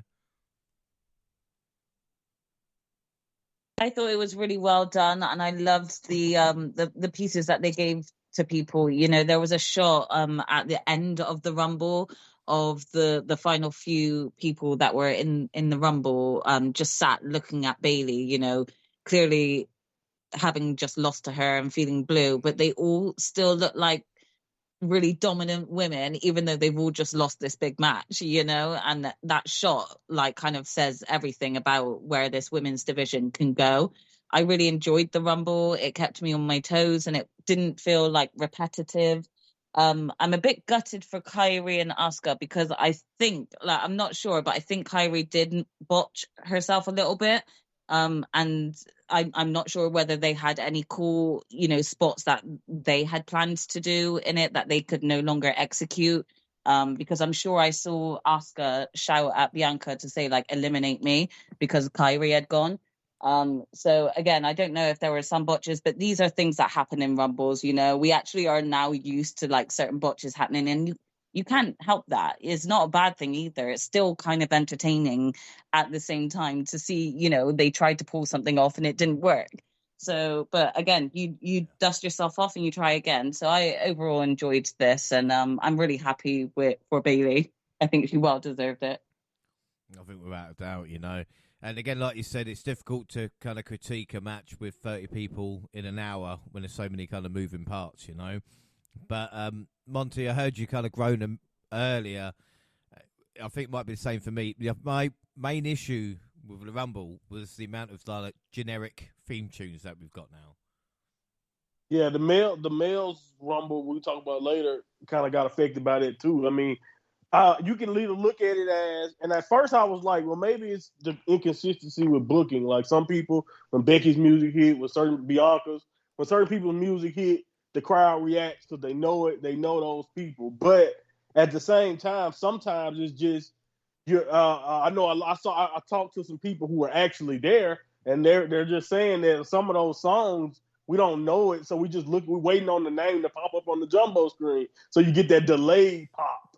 You know, I thought that's why I kind of thought it was cool that enough people there. I know they were in Florida, but enough people there recognized Jordan's theme to actually give her a nice reaction. You know, so I thought that was pretty cool. But yeah, man, that's my biggest thing, because even with what you just mentioned about Kyrie, that happened so cool. It worked out in such an awesome way that if it was a mistake, you could just say it wasn't a mistake. Like, it worked out perfectly, honestly, if you really think about it, because it gave us a memorable moment. The only way it probably didn't work out is if they had, like you said, spots planned later. But other than that, I thought that it worked out perfectly. Them being eliminated by the former tag champs basically made sense too. So it wasn't a big deal in the end. And I think, like you said, all the women were great. The only downside to me was the fact that it kind of felt like a contrast when certain women would make their entrance because of those lackluster themes, to be honest. But you know, again, I really second everything you guys said. It was just awesome. Like once Jade hit the ring and her presence, I just love everything about how they presented her in her debut and like the threat that she seemed to be to everyone. And it was really, really interesting to watch how everything played out. Like you mentioned, Chelsea may have single-handedly turned herself into a babyface just from those series of spots, because that's just how popular that really was with everyone, because it gave me a good chuckle too. So yeah, man, and the Jordan Gray stuff, I love it. My only thing is I just wish that WWE would play ball and send some girls to fight Jordan legitimately in Impact, like we really would have a relationship. But I can't, you take what you can get with WWE, right? You take what you can get. But like, Natty or Ivy or something, like, someone, exactly. Yeah. Send Ivy, like someone young like Ivy would be perfect. You can just send her over, or again. But at the end of the day, it was great to see her. Right. Exactly. But it was great to see that Naomi again. She was emotional during her entrance, made me kind of emotional because it was just awesome to see her back. I love her quote with dealing with Jade after the match. She was like, "I don't know what the hell I'm gonna do with Jade," but it was, so I just love that. That's kind of the feeling that she gives. Jade is willing to either tag or work against Bianca in the future. So you just come away from this match excited. Not only are you excited for the winner with Bayley winning and prevailing, because you know the story that they can tell with Damage Control and just how much Bayley deserved this for working hard to come back from her injury and all of that stuff. But you got that element, but also you just have a morale that you came away from this match, even if some people may have been disappointed that a particular someone didn't show. I came away from it just like, no, this division looking really, really strong if everybody is given time and booked right going into this year. So, yeah, man, I just came away optimistic for the future of the women's division in WWE. It was a really, really good match. And honestly, like you said, it's hard to really judge Royal Rumbles, but I came away really into this, like excited the entire time. And that's all you can ask for from a big match like this. Yeah, right out. I will say as well, it just reminded me, Zoe Stark looked like a badass as well. Like even the attire with Baszler was great. Again, the future with Tiffany Stratton, Roxanne Perez already in her second Royal Rumble. These are women that are going to be around and going to win Rumbles in years to come. Mm-hmm. And again with Jordan Grace, the only thing that surprised me, I know they did it last year with Mickie James, but again, that's Mickie James. And I thought, the WWE someone connection. with So when Grace, there. Exactly. Yeah, when Grace was like, and I love the way Grace wrestled her fucking heart out and showed what they can do. The Knockouts division in TNA is the best in the world for a reason. And the way they eliminated her. Like she looked like you go out looking like a badass having to be eliminated that way by basically the top woman in the company has to do her finish on you to get you out. Like that's dope. I loved it. Like you said, Bayley deserves all this. She got the longest women ever in the Rumble as well at 63.03. And we've got to find out her out of fives now. So Jaxie, what would you score the women's Royal Rumble match? I really enjoyed this match. I gave it a 5 overall for entertainment purposes, for sort of outcome, for the effort for everyone involved, and yeah, just overall enjoyment. Excellent. Gina? Same. I gave it a 5 overall. And can I just say the Chelsea Green spot had me crying, and it reminded me of Stephanie McMahon back in the day getting caught in a fight between Triple H and Kurt Angle. I was in tears. But yeah, 5 all the way. Monty? Yeah, I agree. I think surprises and just entertaining element, and just at the end of the day, people come. Not only are you happy with the result, you're happy with how pretty much everybody looked in the match. So yeah, I think this is probably the best. This might be the best women's Rumble ever. So I think you can go. I mean, I would have to look at all of them together, but this is some of the most fun I ever had watching a Rumble from the women's point of view so far. So yeah, I give it 5 too. I'm going to give it 4 3/4 out of 5. Okay. That's the easy things. So, predictions. Yes, the WWE League starts right now. We all went Lynch, apart from Monty, who went Bailey. So it means Monty on 1, the rest on 0. Bonus League, at the moment, Jaxie's on 1, because she beat Monty at Wrestle Kingdom. Sorry, Monty. The rest are on 0. So, mini games then. And we did all of these. So don't worry, anybody listening, as we have done throughout the years, we didn't do live on the podcast, but we did do them and send them to each other before the Rumble, and based as different categories with bonus points attached. This is what I'm going to explain right now. So, number 1 in the Rumble, James and Gina went for Bianca Belair. Jaxie went for Jade. Monty went for Lynch. There was no points there. Number 30, James went for Jax. Jaxie went for Naomi. Monty went Oscar. Gina went AJ with no points. Lucky number. Winning number was 3. The closest, Gina with 4. Oh, how close was that, Gina? That's so close. It's just dangling it in front of me.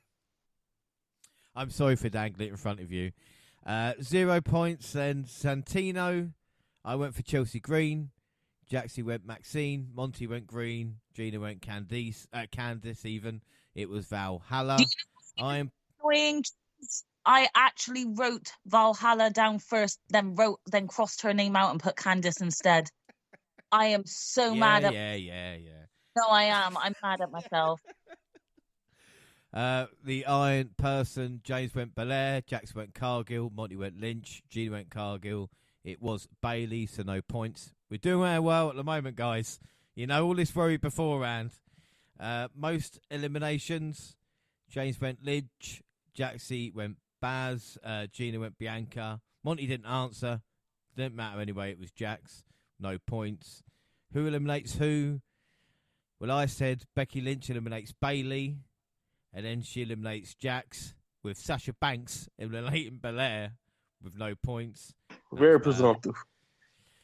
Thanks, Monty. Thanks. Jaxie, Shayna Baszler eliminating Bianca. Becky eliminated Nia Jax. Bailey eliminating Kairi Sane. No points there.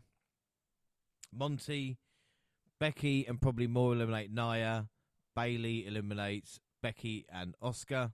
No points. Gina, Natalia eliminates Tegan. Jade eliminates Bianca. Kari eliminates Bailey. No points, but you hit the post because Natalia didn't eliminate Tegan. Tegan eliminated Natalia. That's annoying. Right. I know it sucks because I saw Natalia turn on Tegan and I thought, this is it, I got one. And then I'm like, fuck's sake, Natalia. You couldn't even pull this through for me. Honestly, we all sucked in these predictions for sure. This was bad. I was going through it going, we can't not, like, nothing. What? Like, it gets better, though, the men's. But anyway, surprises for this one. I said Tiffany Stratton, Roxanne Perez, and Sasha Banks. So I got 2 points. Jaxie said Naomi, AJ Lee, and Lita. So 1 point. Gina said Lee, Naomi, and Trish with 1 point. Monty said Liv, Naomi, and Cora Jade. So 3 for 3 there, Monty. So there we go. We did something. Yeah. I'm actually going to say that we should stop doing NXT guesses because I actually expected Roxanne Perez to be in there, to be honest, because she'd been in the last one. So for me, that wasn't really a surprise like entrance. Well, so, to be fair, I did ask the group and they said it was fine. Point. So I don't know if you didn't read the message. Look at her trying to take your point. Shut up. I know. We did it. I asked before. No, I'll let you have it this time. Next year is not happening. No. And put my foot down. We'll see what happens. Do you know what? I was going to give you a point for getting 3 instead of 4, but you can go fuck yourself now. No, there we go. Sorry. Anyway, final 4. Jaxie said Raquel, Becky, Nia Jax, Naomi, so no points. Gina said Naomi, Becky, AJ Lee, and Bailey, so 1 point. I said Lynch, Jax, Banks, and Bailey, so I got 1 point. And Monty said Bailey, Becky, Naomi, and Liv, so got 2 points. The real Final Four was Bailey, Cargill, Liv, and Tiff.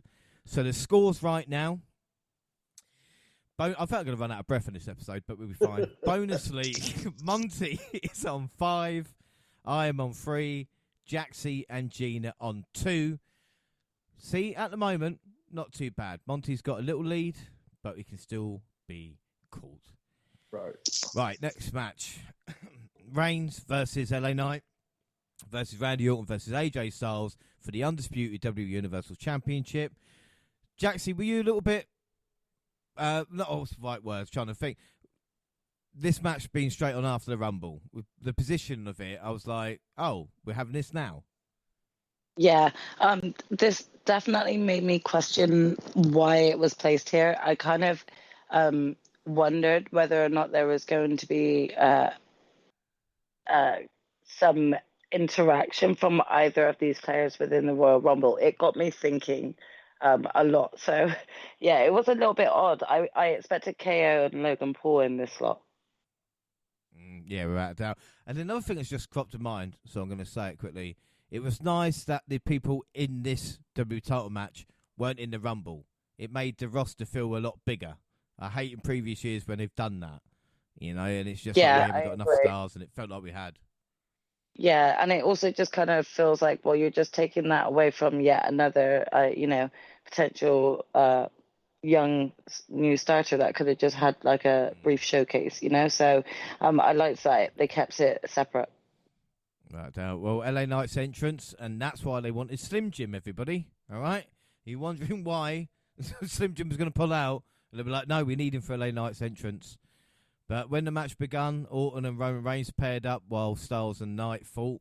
Both duos battled on different sides of the ring until eventually converging near the announce table. The fans didn't seem to have a favourite. Everyone was being cheered at different times, even the heels. Particularly the Bloodline had an impact on the match. Solo Sikoa pulled the ref out of the ring to save Reigns for being pinned. The Tribal Chief retained his title by pinning Styles. This was fine, but probably won't go down as the best match on the card. I mean, Monty, what were your thoughts on this?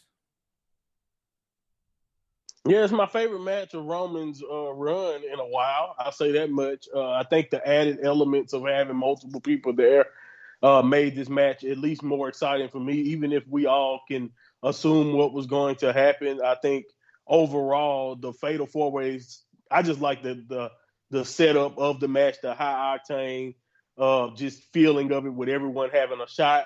And I just love Roman kind of getting his ass whooped, taking everyone's finish for a while, too. That was kind of cool to see. Pretty much he took everyone's finisher at one point in this match. And the finish itself, the way it was executed, wasn't bad to me. The only problem I had with this match in general was just the unnecessary Solo appearance. I know he needed to get him. I know you want to get him on the card, but at this point, I don't know. Solo. I thought you loved him interfering in matches. I'm sorry. I thought you liked him interfering Wasn't that his debut? Matches. Wasn't that his debut? When they Fred did? That was his debut. I think you're just in his feelings because he did it to your boy. But honestly, that was his debut. So it was perfectly fine then. But now we've seen it. The reason why I had a problem with it is because we've seen it 80 times. Including when he did it we to only saw your boy at WrestleMania and Crown Jewel and the Clash and on SummerSlam and Rumble LA Knight's match and Crown. Come on Judgment now, Day keep going. And keep going. Every defense His match. It's repetitive. You know what you're gonna get. He's gonna win because his fam gonna be there to back him. And I chuckled at the tweet that made the great point. Why does Solo wear the hoodie? We know it's you, brother. We know it's you at this point. We know it's you. What's the point of the black sweater at this point? We know it's you. Because they're doing it because when they do interfere... They want to give you PTSD? No, they reveal to be like Tama Tonga, and that would be a surprise. And Solo would be like hiding under the ring going, hello. At this point, would it be a surprise, though? Like, even if you show us some difference some more, we'd be like, it's the same thing. Just a different guy. Hey, Jacob. Hey, Tama. Nice to see you guys, but we've seen this before. Whatever. At the end of the way, that's the biggest minus to the match, honestly, because I just think it was unnecessary. Also, it's a Fatal 4-Way. There's no rules. That's another reason why you don't necessarily got to hide and do it. But whatever. You're like, come on now. I'm just giving you mountains of reasons why Yeah, there's no reason why that had to happen. Like I can just keep giving it to you, but other than to give Solo an appearance, which he could have just been in the Rumble, idiot. But whatever, we'll move on. Oh, come on, why would you want that? Why would you want that? You know, how does just that like make I know, sense? Jay. Before and by the way, until he screwed your boy over, you like Solo too. Street Champion Solo was different. So don't come at me acting like Solo and don't have nothing. They have stifled Solo. You know, just like I know, they have stifled Solo. And I can't wait to him to break that formula and go back to what he used to be when he had a personality. But that's besides the point. This match, in my opinion, was fine, but you're 100% right. No, not the best match of the night. But it was the best match of Roman's reign in a while, and that's saying something in my opinion. So yeah. It was like a fatal four-way trying to be a singles match. And exactly. It's like Roman fights things. It's like, no, there's more people. But, I mean, Gina, there was some good spots. I mean, the triple kick out was really, really good, Right. Yeah, I mean, that And was good. Also Everything. For me, I feel like my whole analysis of this match has been kind of overshadowed with the repetitiveness on how the match was won. It wasn't anything new to me. It wasn't anything different. And for me, because they've done it on every premium live event that Roman has been a part of, it's getting to the point that I'm like, you're charging people money for this? Because it's repeated. You're saying you're actually charging money for this. Well, what I'm saying, like, no, even James, Michael ask Cole him, what about going, Daddy Reigns? Come on, James. No, Michael Cole saying in the end, like, Reigns retained the title straight up, and it's like, did you forget the interference halfway through? How is that? It was 5 minutes. They gave you some time. They gave you some time to forget it happened, James. Yeah. I mean, don't get me wrong. It was a good match and it was entertaining and it was fun to see these four in a match with each other. But like you guys said, it kind of just there wasn't I wouldn't give it a 5-star rating for it. It's just there were better matches. Well, yeah, and also, and I mean, Jaxie asked you this, and this is what we could argue. I think only Orton came out of the match looking all right. AJ at the pin, and LA Knight just looked a bit like Forgotten Man.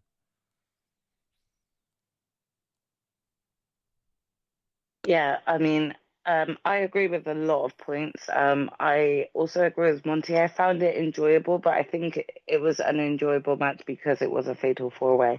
But Randy did look like the sort of MVP coming out of this match. And ultimately, again, you said it right. It just kind of like felt like I think we all expected this. Like none of us expected it to change hands, Yeah,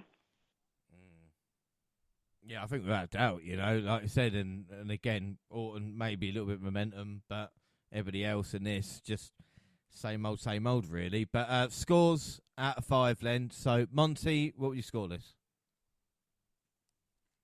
I'll give it. I was gonna say like 4, 4 like a star for each person, but 3 and 3/4, 3.9. I'll take away from just for Solo appearance for unnecessary. But yeah, man, it was good. It just.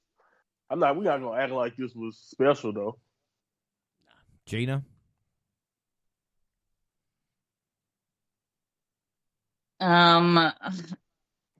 Gino, I'm gonna be nice. I'm gonna give it 4.25. Jaxie? I still enjoyed it. I think that it was a good match and showcased like all 4 of them really well. So I'm gonna give it a 4.5 still. But it just like wasn't my favorite of the night, Yeah. No, I gave it a 4.25. Predictions, you all went Roman, so it means Monty's on 2, rest on 1. Up next, Logan Paul versus Kevin Owens for the US title. Paul surprisingly tried to offer a handshake, but KO was having none of it. He immediately started unloading on social media style with chops and punches, that is. He quickly took the fight out of the ring and threw Paul into a few different things before bringing him back in. And having someone like KO as a dance partner made everything look that much better. Just as he said he would, Owens kicked out of the knockout punch. One of Paul's buddies passed a set of brass knuckles to him by the way of Austin Theory, but KO was able to steal them and use them to hit a punch. The ref saw them on his ham for counting the pin in one of the greatest bit of officiating we've ever seen in WWE history. Disqualified him, declaring Paul the winner. Owens got revenge by powerbombing him through a table. Gina, what do you think of this? I cannot believe I enjoyed a Logan Paul match this much. Yeah, definitely agree with you there. I was watching this match so entertained, and again, part of I did feel like Paul was going to win it. That was my assumption anyway, and my pick that I went with. But the match was so good that part of me was like, no, actually, Kevin might actually beat him. And again, like you said about the ref, I'm glad that you want to notice the knuckles when they're on the babyface ref, but whenever Roman and his cronies get involved, whenever Logan Paul uses the brass knucks himself, the refs never see it. They never do. Can't recognise anybody in the hood. That's different ref. Yeah. Different ref. No, they don't. Yeah, it's the hood. Because nobody's ever worn that black hood and interrupted a match before, of course. But yeah, like just some stranger miraculously appears in the ring when you didn't see them before, and all of a sudden the babyface who was in the running to like pick up the win here is all of a sudden on the floor. No, nothing suspicious happened, ref. No. Yeah, definitely not.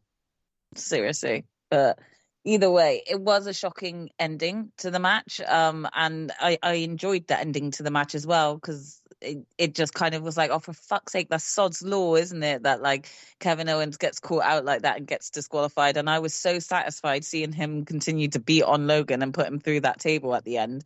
It still gave the people kind of what they wanted, which is seeing Logan Paul get put through a table. So they were happy, we were happy, I was happy with the outcome of the match. But we also know that this isn't over between KO and Logan. Well, no, not at all. And again, as you mentioned earlier, it's why Kevin Owens is so likeable. So we actually will have another match. Is what's crazy about it. I mean, Jackson, what about you for this? Because Logan Paul is a good heel, but as we talked about, Owens is a great face. Yeah, again, I agree with a lot of points that my sister made. I really enjoyed this match, and I think that KO just has this ability whenever he's in the ring to like rally support behind him. Like he really always comes across as like either the underdog or even in a heel phase, like you love to hate him, So he just plays these characters so well, and I think he actually works really well with Logan. We have said that like he's continuously improved with each match that he has been in, and yeah, I think overall this match I would have loved KO to have won, but like this is not yet the right time for Logan to lose the belt, and I'm kind of satisfied with the way it ended because this isn't over between Logan and KO, and I'm not mad at that. Not at all, like you said, between the two of them as well, we've got another match definitely coming up. I mean, Monty, they've basically hit the nail on the head with it, really. Yeah, they say Kevin wrestled this with a fractured foot. Man, he's so damn good. Like, he's supposed to be, something's supposed to be fractured in his foot, and he's wrestling like that. Yeah, man, he's insane. He's insanely good. I always mention Logan Paul, natural. You can just see it, honestly, whether you love him or hate him. He wants you to hate him, so keep hating him. He's great. He's great at it. They have great, like everyone mentioned before. Y'all were spot on. The chemistry is there. And honestly, I just want to give a shout out to Red Shoes because I don't think I've seen this many smart referee spots until I started, till New Japan got more worldwide. Because Red Shoes was the only smart referee for a long time while I was watching New Japan. He's the only one I would see, catch heels, stop stuff, and all that type of stuff. But even though you guys mentioned he caught a baby face, but it's just smart, and it protects. Yeah. It protects Kevin, and it protects Logan. So, yeah, man, it's one of the most satisfying DQs you can get. Well, yeah, because they gave you the free count as well in a weird way, like the crowd thought it was over, and then the bell rings, and it was just, like I said, really, really good timing. Mm-hmm. So, Jackson, what would you score out of 5 then? Yeah, again, I enjoyed this match, so I'm going to give that a 4.5 too. 4.5, Monty? Yeah, man, really enjoyable stuff. I gave it 4.25. 4.25, and Gina? Yeah, I gave it 4.25. Yeah, I gave it 4.25 as well. Predictions, we went Logan, so Monty's on 3, the rest on 2. So we know what this means, guys. If he gets a Rumble winner, we're in serious fucking trouble. 48,044 apparently. I'll take the word for it. We've never lied before. So here we go then. The main event, the men's Royal Rumble match. And number 1, Jey Uso. And wouldn't you know it, number 2, Jimmy Uso. It was like Jey saw a ghost. I mean, Jaxie, what were your thoughts on this as 1 and 2? Okay, so this is the one thing I will say. My sister and I called this the minute that Jey Uso came out at number 1. We called it. We said that Jimmy's coming out at number 2, and what happened. So, shame we didn't write down, innit? Call it twinning instinct, right? I'm really gutted. I'm really gutted. We didn't actually think of this, to be honest. But I don't know why I didn't think of this. Like, they were going to come out one after the other anyway, because of, like, I believe we're going to really kind of see something kick off between the two of them. But yeah, called this and was also already just hyped up for the beginning of the Rumble, seeing these two face off. So yeah, really fun way to start it. Yeah, really, really good stuff. Number 3 was Grayson Waller with a mic in hand. And it was weird because the commentary going, I don't know if anybody's ever come up with a microphone at the Rumble. Has anybody not come out in a Rumble with a microphone at one point in time? He was quick to help Jimmy. Number 4 was Andrade. Welcome home, Andrade. I mean, Gina, it's great to see Andrade in the right place. He just fits, you know? Yeah, I mean, don't get me wrong. I really enjoyed seeing Andrade on AEW, but it did feel really fitting to see him come out for this Rumble. And I don't really want to think about how it would have gone without him being in it. And I was really happy for him as well. He also got a great reception from the crowd. So it was just nice to see him come back. Yeah, without doubt. I should say before we carry on, I don't think there has been a Rumble match that I weren't sure who was going to win and I was more excited for than this one. So when it did start, it was like, bloody hell, this is really felt big. Number 5 was Carmella Hayes. And Monty, this is the first Rumble of many for him. And I can see him winning one day. You know, this is history, isn't it? Yeah, man. Yeah, it was awesome to see Melo in this spot. You're 100% right. I think he's definitely one of those people that you can tell that if things go his way, and I think we both know what he brings to the table talent wise. I just think now it's time for the wider audience to get an appreciation for that. And with his appearances on SmackDown, I've been seeing and hearing with the crowd, because he said it after the match. I think he was shocked with the reaction that he got. Just how many people seem to know his music and know him, even though he'd been on SmackDown a couple weeks. So, yeah, man, I thought this was great. You know what I mean? Like, this was a big moment for him, and you're 100% right. He's got many more coming, many moments to come, and I think he's one of those stars of the future, kind of like we were talking about Tiffy and Roxanne earlier. Without doubt. And he sent Waller on his way for the first elimination. Number 6 was Shinsuke Nakamura, and Pat McAfee didn't realise Naka was a heel. A bit awkward, isn't it? Maybe watch a program. Number 7 was Santos, and I've been waiting for Andrade versus Santos. And one thing I didn't notice was that they're both the same size. I mean, Santos came in as a cruiserweight, and in my mind, Andrade was always a heavyweight. So to see Santos the same size as Andrade was just like, what? What? Anyway, number 8, Karrion Kross bringing the No Yeet movement. Number 9, Dominic Mysterio. Number 10, a third of the way through, and so cool is Carlito. He brought the apple and spit in Santos' face and eliminated him. Number 11, Bobby Lashley. Here we go, decked in white. He went for Kross and eliminated Carlito. When he did throw Kross over the top, Karrion got his revenge, returning the favour. He then kicked off with the Prophets and Final Testaments. I don't know about you, Gina, but I could have done with a lot more of that in this match. I think Bobby was, I won't say wasted in the Rumble match, but was only in it for like 5 minutes. No, I definitely would say Bobby was wasted in this Royal Rumble. I actually had high hopes for him in this Rumble. I didn't think he was going to win, but I thought he was going to just come out and boss it. And you have to think about some of the people who were actually out in the ring at that moment in time as well. There were so many powerhouses. You could have had so many big spots with them all in, just, you know, all showcasing their power.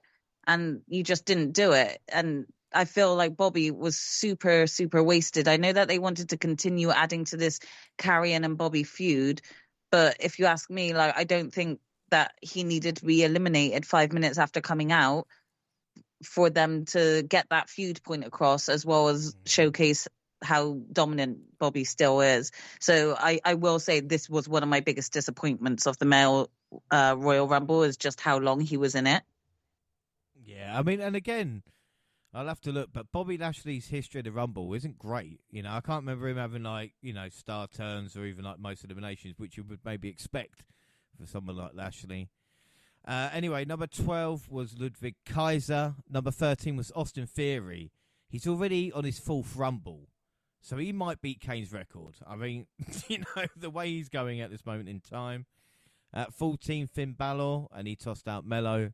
Halfway through, number 15 was Cody Rhodes. He sent Theory packing. Big Bronson Reed was 16. He chucked Andrade out.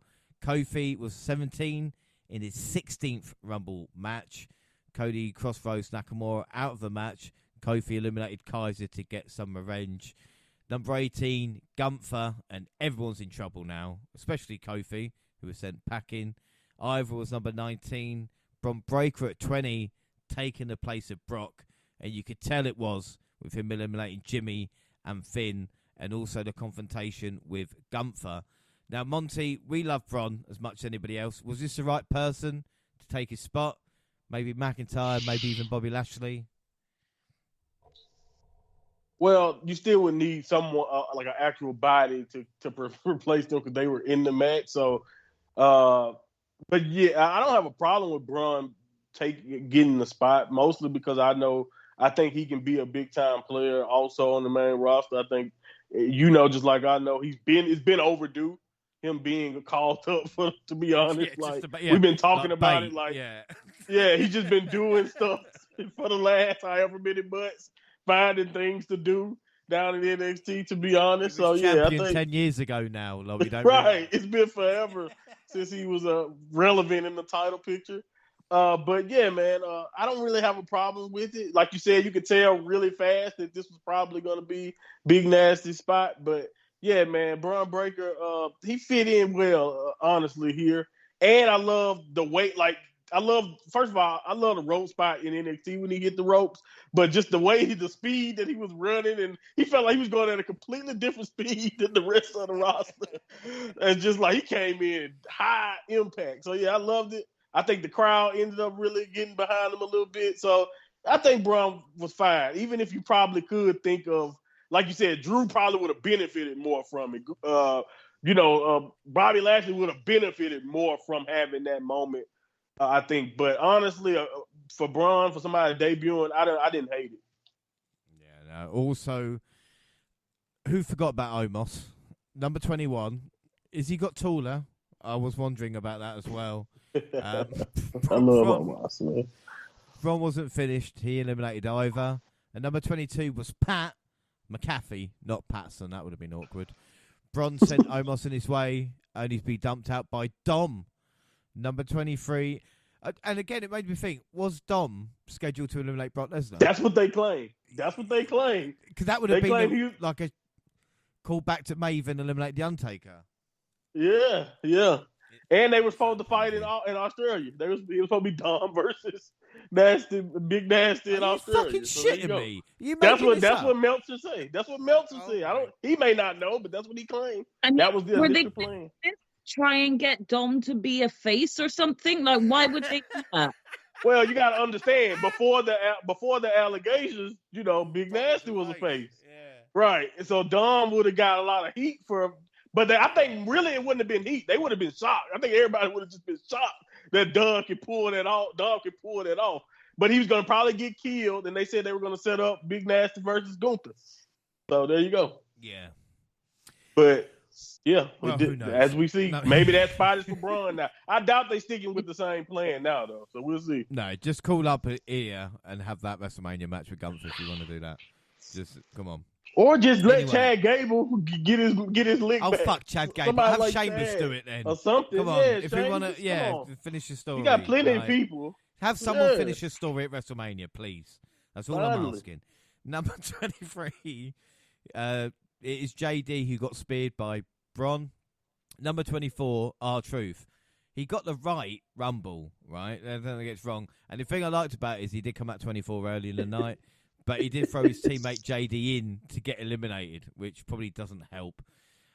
Number 25 was The Miz, his 15th Rumble. All those sorry, people James, that said The Miz can do it. It's just the fact that R-Truth caused both Santinos. He caused them both. Like in the women's match, he's and then this one he just screwed them both. I don't know. For me, that is the most memorable thing of Royal Rumble, that Truth screwed both people. Oh, it's good. I'm glad other people are paying attention. You see? You know what I mean? That's kind of stuff I like. Number 26, Senior Money in the Bank. I don't know why. Most pointless Rumble entry ever. Damien sent his mate Truth packing. Number 27, CM Punk. His first W match for 10 years. And Punk sent Dom on his way. Number 28, Ricochet. I always feel bad because fans want surprises and usually end up getting like a Mysterio or Ricochet. Which is not anything to go at them. But exactly, they're expecting like The Rock. And then Ricochet put over Logan Paul, and what has he done since, by the way? Yeah, I know. Poor Ricochet, man. If Triple H likes him, I hate to see the booking if they didn't. You know what I mean? Right. God. Right. Anyway, Gunther chopped Miz out of the Rumble. Number 29, my man, Drew McIntyre. And of course, he won. What a cushy spot for Big Drew. Everyone on the ring. How could he not win from this position, Monty, you know? Gunther eliminated Jay. Number 30 was Sami Zayn. Some people wanted The Rock. At this point. You think he was going over the top rope? Yeah. Please. Yeah. Drew spun Ricochet out. Your last 6 was Priest, Zayn, Punk, Cody, and Gunther. Zayn got Priest out. Then Drew sent him home. So the final 4, Gunther, Cody, Punk, and Drew. Both world champions watching on. Drew beat the piss out of Punk. He was dominating, dishing out claymores. But Drew fucked himself again with Punk getting rid of him. Gunther got eliminated the same way for the second year. You would think Gunther would learn. Wow. You know, watch last year's Rumble and be like, what happened? And then it happens again. But it came down to Punk and Cody. Really nice closing stretch. Both exchanged finishers. Punk hit a pedigree. And then as soon as Punk said, I won't lose to Dusty's kid, I knew it was here we go. Yeah, I knew. You're in trouble now, boy. It was Cody who won and became the first man in 26 years to win back-to-back Rumbles. Roman looked on as Cody looks to finish his story, and I loved the moment after Punk was thrown over the top. Cody pointed at the sign, pointed at Roman, real kind of emotion and excitement of the road to WrestleMania. Roman anyway, looked shook. That was also well done, too. Yeah, like Roman beautiful. sold it, too, so that was awesome. Great moment. Fantastic. Yeah, the men's Royal Rumble. So, Jaxie, we'll start with you. Cody Rhodes, back-to-back winner. But what were your thoughts on the 2024 Rumble? I mean, overall, it was highly entertaining. I enjoyed it. I feel like I should have saw this coming. You know, they've been talking for a few weeks now on both Raw and SmackDown about, you know, like certain achievements, and one of them being like, you know, there hasn't been a person who's won the Royal Rumble consecutively. Yes, the amount of times I mentioned it makes us feel like idiots now. Do you know what I mean? It's yeah, you know, why didn't we know? Exactly. I kind of felt like a mug by the end of it, to be honest, because I was like, I saw this coming. I actually saw this coming, and I still didn't put that down. What the hell? So, yeah, like, I'm very happy for Cody, but I mean, you know, with what we've got to discuss going forward, we'll see how quickly sort of like... It was great at the time, though. It was great at the time. Yeah. So, yeah, overall, I enjoyed it, you know? Yeah, I think without a doubt. I mean, Gina, what were your thoughts on the Rumble as a whole? Because maybe not as many as big surprises as maybe in the women's, you know, but still a good match put together. And again, Punk and Cody in that last 5-10 minutes was really good stuff. Yeah, it was definitely enjoyable. And to be honest, I think like I found more excitement in thinking who the final four was going to be, you know? So I just kept thinking, no, it's going to be these four. No, it's going to be these four. The more you get eliminated, you're thinking, shit, no, it's going to be these four. Like, so that's kind of what was going through my mind throughout the whole match. I mean, I do feel I enjoyed the women's more than the men's this year, probably because of there were more surprises to be had. But I also think that the women's did, like, I say a few more creative things. The guys were creative as well, but I think, Jordan Grace getting eliminated the way she did was like something that No topped up. Kofi spot either, like Yeah. anything like that. Yeah, it's just it was still enjoyable. You're getting old, guys. Huh? What'd you say, Monty? Kofi's getting you call old, her? so he getting old. We got to stop expecting that Kofi spot.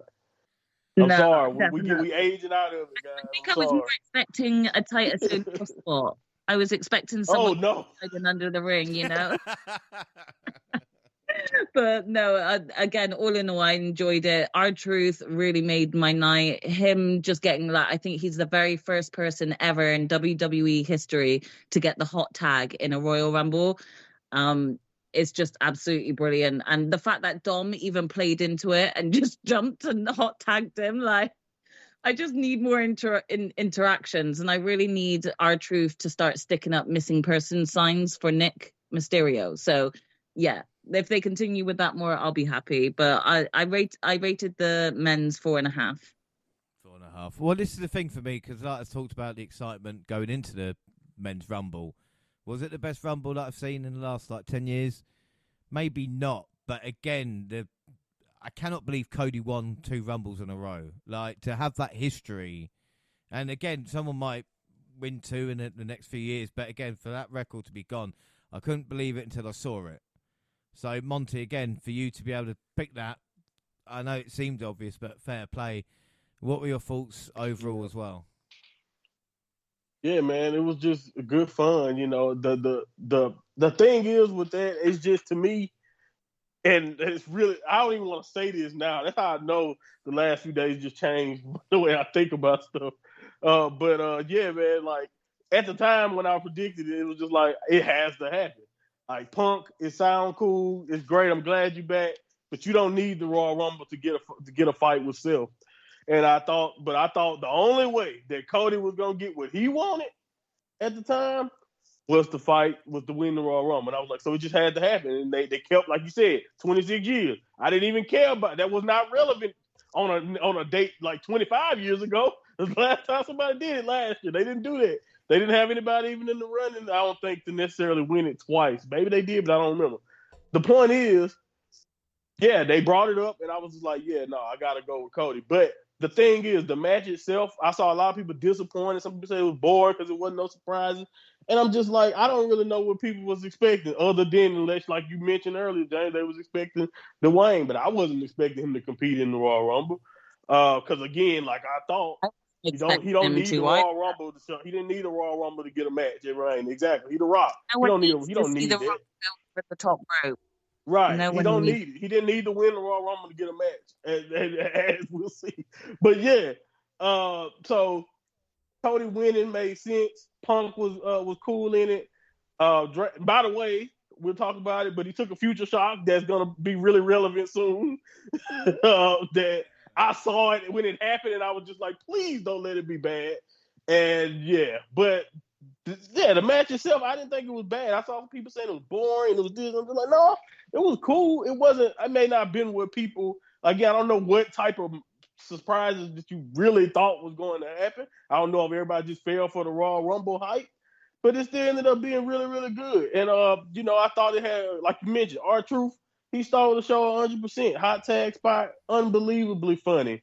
It was a lot of great moments, and I love how the CM Punk Cody thing became a one-on-one match. Drew was looking good. So, yeah, man, I thought, and then Braun Breaker, like, even if it wasn't like what people thought it was going to be, I didn't mind him being in that spot. So, yeah, man, it did just enough for me, and I thought it was really enjoyable. 4.5 is exactly where I put it.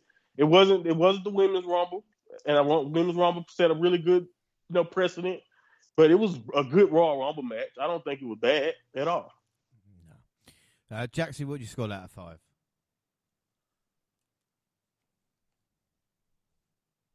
Yeah, I mean, again, I agree with a lot of everyone's points here. So, this one, like, I enjoyed. It was entertaining. I didn't expect too much, but enjoyed the outcome and the overall ending. So overall, I gave it a 4.5.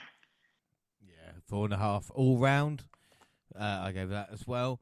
Predictions. Well, Monty went Cody. The rest went Punk. So final score: Monty on 4, the rest on 2. So it means a perfect score, Monty as well, and another bonus point. So bonus league. At the moment, Monty on 6, I'm on 3, Jaxie and Gina on 2. So before we move on to mini games, got to say well done, Monty. After the crushing defeat at Wrestle Kingdom, you struck back. Yeah, so had to get some credibility back. Yeah, gotta get some credibility back. Yeah, definitely. Plus, I told you I suck at these 12 match Tony Khan cards, but you give me a nice 4 to 6 range. Yeah, you see what happened. Yeah, no, we'll see. But anyway, mini games. Lucky number, closest person was, well, the winning number was 15. I had 14, so I guess it sucks to be me. No points. So number 1, the real one was Jay. I put Cody, Jaxie put Miz, Monty put Gable, Gina put LA Knight, so no points. Number 30, real was Zayn. I put Gunther, Jaxie put Punk, Monty put Big E, Gina put Punk as well, no points. Final 4, the real final 4 was Gunther, Drew, Cody and Punk. Monty got 4 for 4. James got 4 for 4. Woo! Jaxie got 3 out of 4 because you disrespected Drew by picking Kofi, and Gina, you got 3 out of 4 because you disrespected Drew with Damian Priest. Wow! I both hope you've learnt your lesson. No, Drew. Yeah, that's what they did. Yeah, fuck you guys.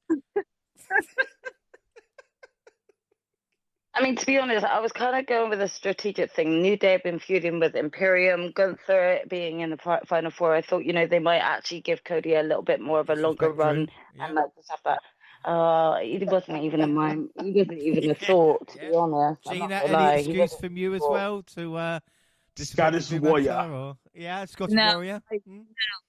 No, sheer bias towards Damien. That's literally it. I didn't even want him in the match, so there you go.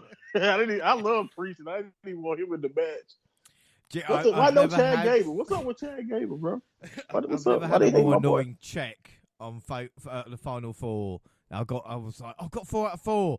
Looked at Monty, I was like, and did you see me? Fucker. Yeah. Fucker. Santino. The real one was JD. I put Kaiser. No points. Jaxie put Dom. Who I put, yeah? No points. Gina put...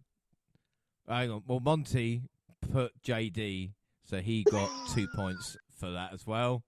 I can't believe it. The motherfucker. I put JD as well. Did you put JD? Yeah. I didn't see that, but... As long as you put JD, I'll give you another couple of points as well. Yeah. Just go back on our messages and you'll see my message there saying JD. I'll take your word for it for now, but I will check. Okay. Anyway, so, yeah, Monty, not just you then. Gina got the 2 points as well.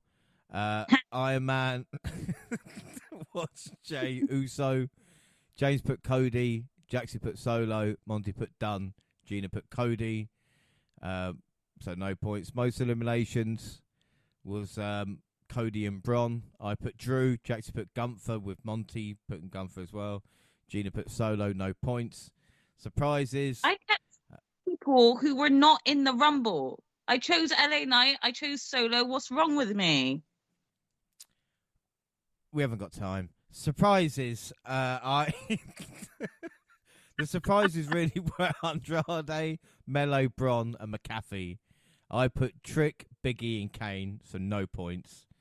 Dickhead. Jaxie put Andrade, Logan Paul, and Ty Dillinger, so 1 point. Monty put Andrade, Biggie, and Sheamus, 1 point.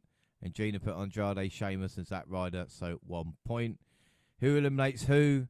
I put Jimmy eliminates Jay, Gunther eliminates Cody, and Punk eliminates Drew. So I got 1 point. There you go. Jaxie got Punk eliminates Karrion Kross. Xavier eliminates Kaiser. Gunther eliminates Cody. No points. Monty put Santos eliminates Carlito, and it was Carlito eliminates I was Santos. so pissed. I was so pissed. Damn Apple. He ain't used that Apple spot in forever. I was pissed. And then we got Jay eliminated Jimmy and Cody eliminated Drew, which didn't happen as well. And Gina, Damien eliminating Drew, Punk eliminating Cody, Solo eliminating Bobby, so no points. So, scores for men, it means that Monty is on 7, Gina with those extra 2 points is on 6, I'm on 5, Jaxie on 4. So the bonus points at the moment, the league overall, Monty with 13, James and Gina on 8, and Jaxie on 6. And the WWE League, Monty on 1, the rest on 0. So, Monty, what do you think of that then? Usually I do quite well in mini games, but this year you've got the lead to defend for the rest of the year for bonus league. You know, bonus league, I got it last year, so I'm trying to, you know, I started off strong, so we're gonna try to keep going. That's all it is. Is this your favourite league then? Is this your yes, is this Monty's league? Yes, you know, like... yes, because it's a lot of luck in bonus league. So yeah, you don't have to be an expert at anything. You just kind of have to know a little bit about everything. So and that's exactly where I am in life. So there you go. Well, that's good. Anyway, so overall match of the night. Would it be fair to say all of our picks is a women's Rumble match? Yeah. The fatal. No, I'm just playing. Yeah, exactly. Yeah. The kickoff match. That was the best one. So Right. then overall an MVP. Monty, I'll start with you. Who's your MVP of the night and what's your score out of 10? I'm gonna be honest with you, man. My MVP changed, and it changed in the last few. It just changed yesterday. But anyway, Bailey is my MVP. Just again, she culminated her story perfectly. The best Rumble of the night is called the Royal Rumble. I just thought it was. Again, she came out early, like you mentioned, James. So I was nervous, and she still ended up not getting screwed over like she had so many times in different ways. So, yeah, I thought it was a big moment for Bayley to get her crowning achievement, finally winning a Royal Rumble. Yeah, this is the thing. I mean, I've moaned about Damage Control storyline, and now it seems like the greatest story in professional wrestling history. You know, especially with Bayley winning the Rumble and stuff like that. What would you score out of 10, Monty, overall? Overall, let's see.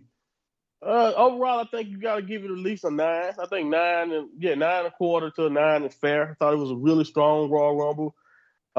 It's crazy how they had 4 matches, and I think it still was like 3-4 hours. Yeah, it's 4 hours long. I thought it was gonna be shorter, but they still found a way to do it. Even though I know Royal Rumble matches are at least an hour. So, but yeah, it was still cool. It was still cool. I had no problem with it. Nothing was bad on the show.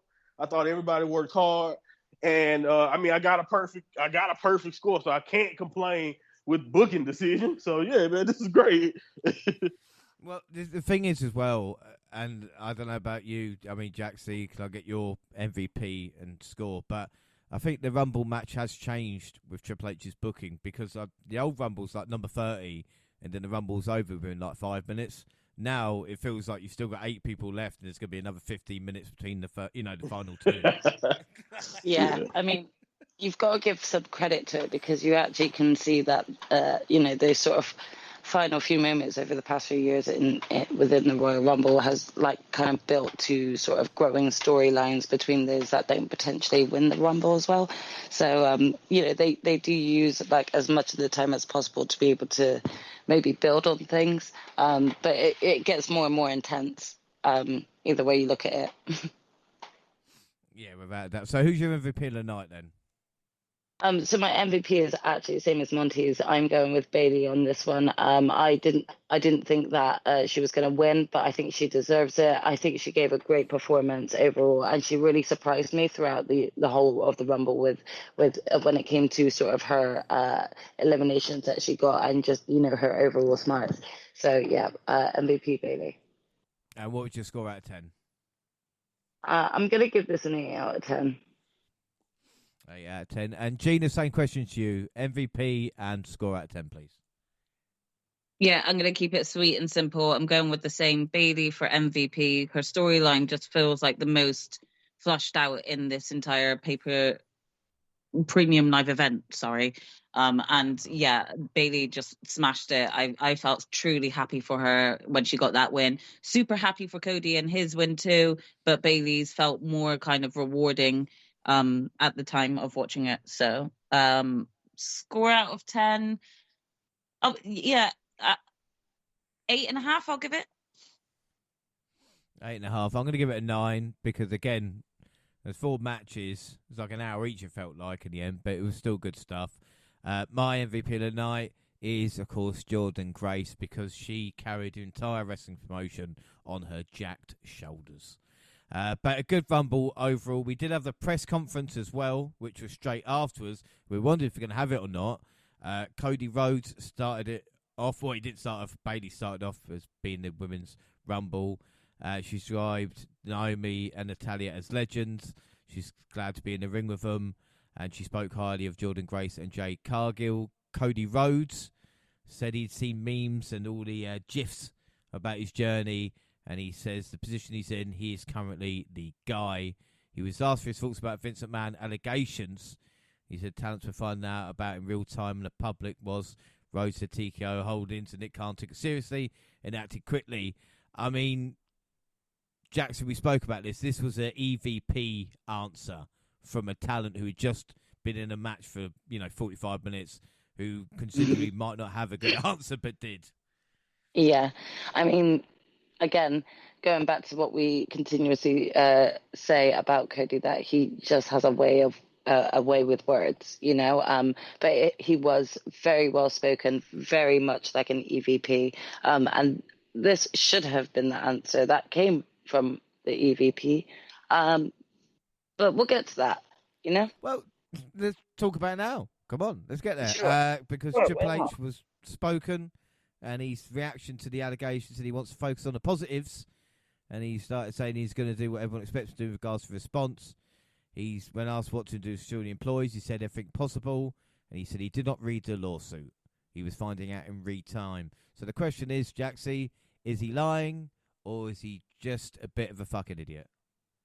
He's definitely evading answering what he really knows about, or how much he knows about the situation. I don't think he knows much within detail, and nor do I think there was any involvement of his. But I think, ultimately he's been put in a very hard position, because not only is this, allegations coming from someone who is effectively one of the creators of this company, but, this is also his father-in-law. So he's probably not able to say as much on this situation. However, when you compare when Cody was asked in his response compared to Triple H's, it just makes you question, how much, he really is talking truth. I don't believe for 1 second that he had not yet read that lawsuit. I do think he's lying on that one, but we'll leave it at the fact that right now I'm trying to take pity at the thought of him being put in a tough position right now. Yeah, no, without doubt, it's an interesting one. So, like I said, the show's gone on long enough without that, but I'm sure there'll be more stories coming out, and even people saying Triple H as a cerebral assassin would know. But again, are they confusing the character in ring to the character outside? It's a difficult one. So we shall see. We've got Raw and SmackDown notes for this week. I wonder what Wade Barrett did wrong. He got replaced on Raw by Pat McAfee. We need to see a tearful CM Punk. Confirmed he had suffered a torn triceps and would miss WrestleMania 40. From there, he refused to feel bad for himself. He cut a promo, but was interrupted by Drew McIntyre, who took pleasure in having been the guy who injured Punk. And he said, I haven't got a lot of faith. I did pray for this injury. This was fucking brilliant from Punk and Drew, to be fair, because Punk forgot he had an injured arm and started throwing right hands. And, of course, McIntyre downed him and then stomped on his injured triceps, only for Sami Zayn to hit the ring and make the save. I mean, Monty, I know I am Drew biased, but he looked like a fucking Stone Cold Killer. And Punk, again, another big injury. That's, 3 or 4 now since his comeback. Maybe his body just can't go on. Yeah, I mean, injuries happen, but, like, just the second, it's really not even just about the third big. I mean, that's the second time. I don't know if it's the same tricep, but he's tore his tricep twice. So it's just tough, man. Some of the times it's just bad luck. I don't want to say his body can't go because it's people older than him. The thing is, a lot of them people never stopped. Maybe this is what happens when you stop doing this, living this lifestyle for so long, and you try to jump right back into it and go as hard as you possibly can. I couldn't help but feel gutted though for him because, like, I don't care what anybody says, whether you like Punk or not. It's just messed up, man. It's tough. Like, you know, all he wanted was in this situation is the main event WrestleMania, and for the timing of this injury that happened in that Royal Rumble match, when they gave a really good performance, in my opinion, and he took a Future Shock DDT, and I mean, I guess like that, you know what I mean? Like it was like a freak type of deal because Drew gives those all the time. That doesn't get injuries. And people don't get hurt. Yeah. Right. People don't tear a tricep on that, you know, and so it's just a freak type of deal and it sucks. From that point of view, and like you mentioned, Drew looked like an absolute super villain. I loved it. I loved the energy. I loved the way the character. This had me feeling like, okay, get Drew that world title, let him hold it down, and maybe Punk can be back by SummerSlam or something. The only thing about this is I know Drew contract is expiring, but the way Drew working right now, Triple H, man, you gotta come on, man, you gotta sign this brother. Like, what are we waiting for? Get like similarities though between like Batista before he left full time back in like 2010, where he was so entertaining, and it just feels like he knows he's going. There's no kind of thing stopping him, so he is being. When he had the spotlight on him and stuff, like that was peak Batista, man. Yeah, exactly. So I agree. I hope they don't let him walk, but who knows in this crazy world of wrestling what's gonna happen. And then Punk, by the way, that's promo. I saw a lot of people who either hate promo or hate Punk, and they even had to admit that promo when you mention in council, that's why people love Punk. That was a real promo right there. He had me tearing up because I've had people who fought cancer and had to deal with it. So that was some real, like you said, you know, it's people who fighting real time stuff. So he'll be all right, and I can't wait for whenever Punk finally can be able to come back. But it is interesting though, like you said, 3 injuries in a year and a half. That's tough, man. No doubt. We had the tag team titles on the line with DIY coming up short against Finn Balor and Damian Priest. Jaxie, I know you said it before, but just quickly, with Johnny Gargano with DIY, is it working on you? Because they had a better reaction, more consistent now in ring as well. I mean, yeah. Again, for those that aren't used to seeing like DIY from NXT, I think like showcasing them more like this, that they do look good. However, I feel like it's not working for me. I feel like maybe I'm a bit biased, but I really miss NXT Ciampa. Singles run Ciampa. I know that they probably actually kind of re-picked up DIY to actually build that momentum again with Johnny Gargano, because he had not had a very successful start to his main roster run, and neither did Ciampa really. So putting them together, like, you know, I'm just hoping that the next few months, you know, within tag team wrestling, will be kind to them in that way. In terms of the match, I'm very pleased that Judgment Day, like, you know, retained. Like right now, I'm really enjoying kind of what they're doing, and kind of also being the tag champs. I am actually really ready for them to just have one set of championships or split them again now, though. We're in 2024. Can we stop this? Can we split it? Because it's Well, just not only that, it's not working for me, to be honest, anymore. I just need, like, that needs to change, and imminently. but isn't it weird as well? Like thinking this time last year, Dom was the hottest thing in Judgment Day, and now he's probably the quietest. Like everything that's going on, it's a bit weird how it happens sometimes. Obviously, as Monty blew my mind earlier by saying that he could have had Brock and Dom, but we'll see what happens with Judgment Day as well. Cody Rhodes made his way to the ring to discuss his men's Royal Rumble victory. He was interrupted by Seth Rollins. He turned expectations upside down, imploring Rhodes not to challenge Roman Reigns, but to challenge him instead. He said his championship is a workman's title. And he visionary asked what kind of man Rhodes wants to be, to which the two-time Rumble winner ended the segment saying he would think about it. I mean, Gina, at this point in time, we were just going, oh, they're just doing this just to, help Seth out for a little while until they work out his opponent. And now we look at it and think, we might actually get this. It was a setup. Yeah. Sorry, what we might actually get what? Cody and Seth at Mania. Yeah, I mean, again, the thing is, when I say I felt a little disappointment, it wasn't disappointment at that match. Like, I like both Cody and Seth, but for me, I had a picture in mind going into this year of where I felt like Cody was going to go.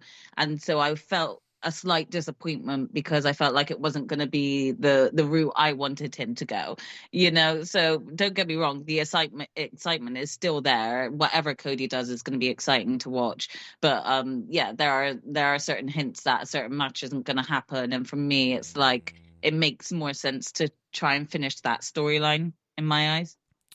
Well, again, and call me boss, last time I'm going to mention it, but I think Drew McIntyre winning a world title WrestleMania in front of fans is one of the greatest story arcs of a character that we would have, because he's vindicated in his actions of turning heel. We'll move on. I mean, especially after getting screwed around the Clash, I do agree with you on that. And I will say, when Drew first turned, it wasn't. It's not that it wasn't working for me, but I wasn't the biggest fan. But I think it's because it's new and it's different. I'm so used to Drew being a babyface that is different, and sometimes you don't warm right away when they do a heel turn or a babyface turn. I said a couple of years ago that MJF should never turn face because it will never work for him, and look what happened in 2023 for MJF. So I definitely have my mind changed a lot, but this whole heel run is working for me so much for Drew right now that it would make sense to put him in that WrestleMania picture. Without doubt. Jey Uso beat Bronson Reed. Andrade picked Raw. Gunther beat Cody. There were two fun matches there. Any attempt by Bayley to announce her WrestleMania 40 plans to challenge Rhea Ripley was halted when Nia Jax attacked Eradicator, absolutely destroying her. And I tell you what, Rhea Ripley, Nia Jax at Chamber in front of her home country is going to be fucking huge. The reaction Rhea will get will be WrestleMania level. And then in the main event, Nia was born there? Nia was born in Australia, bro. I didn't know it until they said it. Yeah. So it's like they both going home. They're both going to have entrances with kangaroos and wallabies. Can you believe that? And then in the main event, Drew McIntyre beat Sami Zayn. Sami went for a haluva kick and Drew, blocked it. People say he low blowed. I don't see it. Claymore and the win. And then SmackDown. Fuck you. It's my podcast. SmackDown at Brave New World for Corey, who is now play-by-play. Wade was back with him on SmackDown. It was a busy day. Naomi joined SmackDown, and so did Tiffany Stratton. Tiff slapped Mia Yim and beat her on her debut. Legado visited Tony D's restaurant to have a chat. It's always nice to see, other places like that. We see Tyler Bate and Pete Dunne beat Legado, LWO, and Pretty Deadly. No boy. And then backstage before the commercial break, Bayley overheard her Damage Control teammates mocking her and claiming Bayley is done tonight, setting the stage for the big angle. In ring, Bayley was joined by the women's champ Io Sky, and of course tag champs Oscar and Kairi Sane. She propped up Damage Control, calling them family, and saying she would not have accomplished what she did without them. She teased choosing Rhea Ripley for turning to her teammates and asking why they never saw anything in her, and if they're done laughing at her now. She even admitted that she could understand Japanese in a fucking brilliant moment as well. She fended off the beatdown of Damage Control with the assistance of Lead Pipe and laid down a challenge for Io Sky for the showcase of the Immortals. Take my fucking money. Jaxie, what are your thoughts on this? This is a smart babyface. Bayley looked great here, and the Damage Control story where we were at for Clash, the very first match, is going to culminate at WrestleMania. Yeah, it feels like this is where a great lengthy story pays off, and this is kind of like how I expected the Bloodline story to sort of like start paying off, and this was absolutely brilliant. Bayley's speech and the fact that it was her that confronted Damage Control about their treatment of her, it was so empowering that it really rallied the crowd behind Bayley. It just worked epically. I don't know who to cheer for in this moment in time, because I love all these women involved, so definitely hear mixed reviews coming from me over the next few weeks with this, because this is exciting. Exactly like you said, James, take my money. I'm here for this. I'm all here for this. Without a shadow of a doubt. Backstage, Jade Cargill and Bron Breakker met with Nick Aldis. We never got Bobby and Profits versus the Final Testament because of shenanigans. And then finally, the decision. As we saw Seth Rollins pleading his case to Cody Rhodes, the American Nightmare made his way to SmackDown to announce the champion he will challenge at WrestleMania 40. After waxing poetic about the concept of finishing his story and what that actually means, Rhodes revealed, "I'm coming for you, not just not at WrestleMania."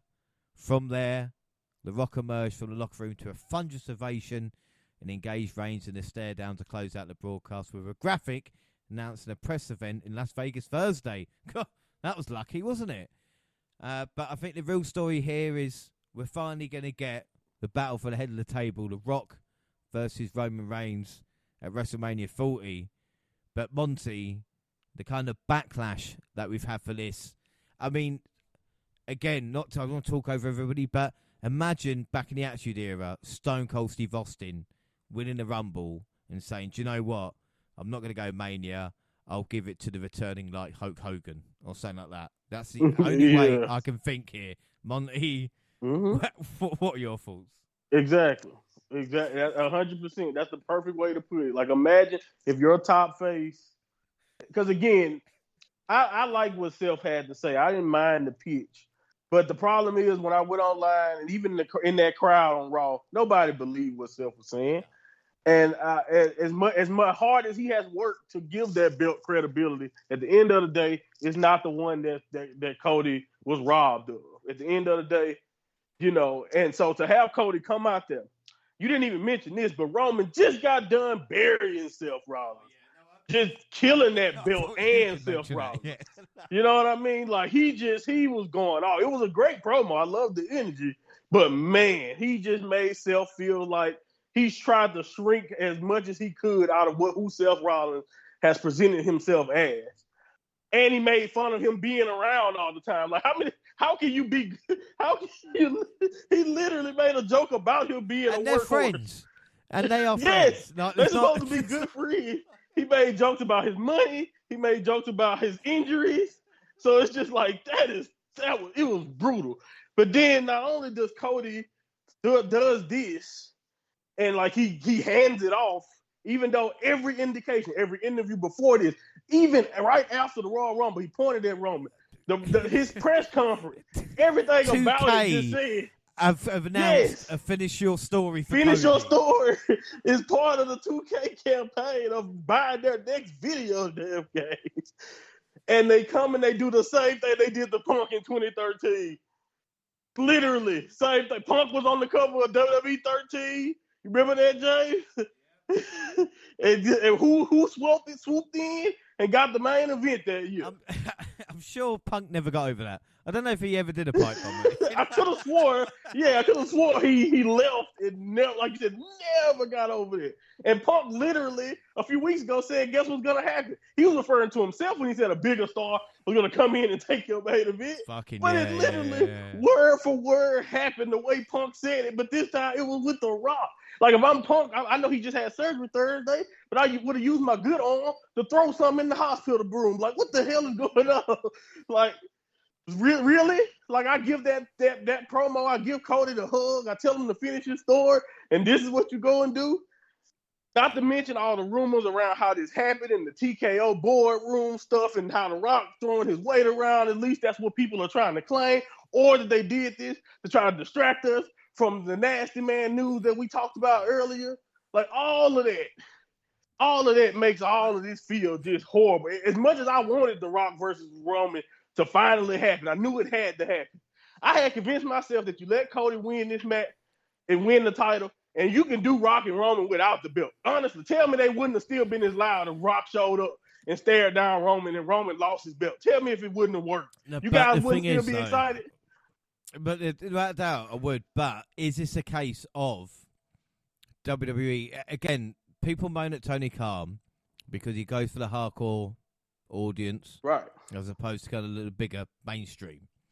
And again, it's weird that this match is going to have more people interested now with The Rock and more people eyes on it, and the kind of more hardcore community will be saying, "What about Cody?" They're going to shunning it.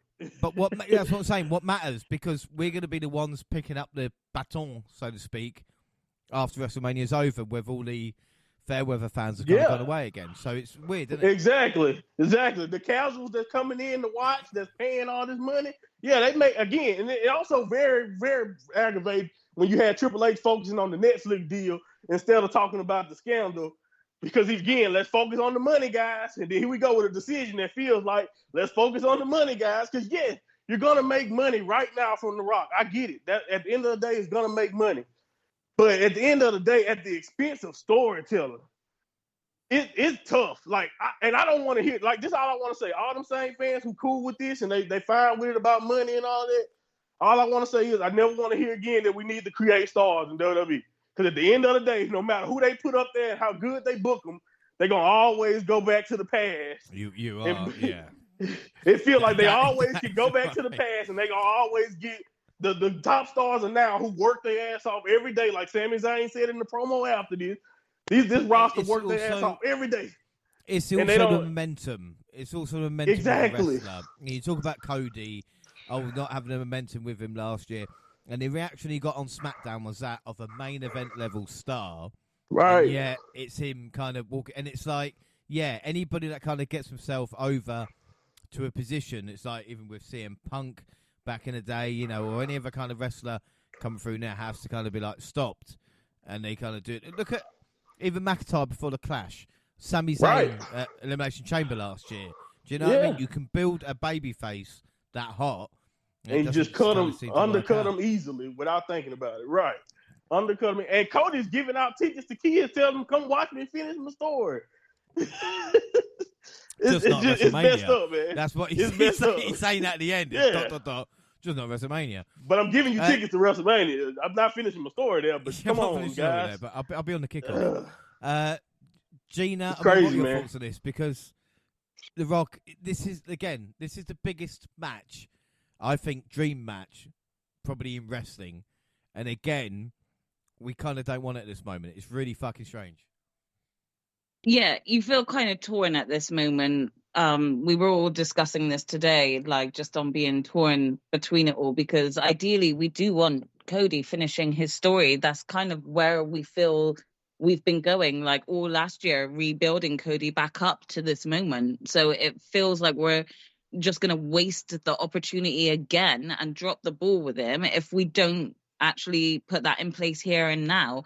The thing is like, I get annoyed at the WWE universe a little bit, and I know that I'm a part of that, but like I get annoyed at them because you're damned if you do and you're damned if you don't with them. Like they're all cussing out the Royal Rumble because they wanted Rocky to turn up at the Royal Rumble and win it. Well, now that you've actually got Rock, the potential of Rock versus Roman, you're fucking complaining because it's gonna be he's taken Cody's spot. So it's like you're fucking damned if you do and damned if you don't right now. So I understand the split here because I don't feel like there's anybody out there who doesn't want to actually see Roman versus Rock. I think that would be a great match to watch. But right now, no. Like, it's going to turn people against it. You might actually lose a bit of fanship because people are desperate for that Cody story to finish and for him to come and finish it with this amazing run that he's done over the past year. Now he's got this other achievement in like winning his second Royal Rumble in a row.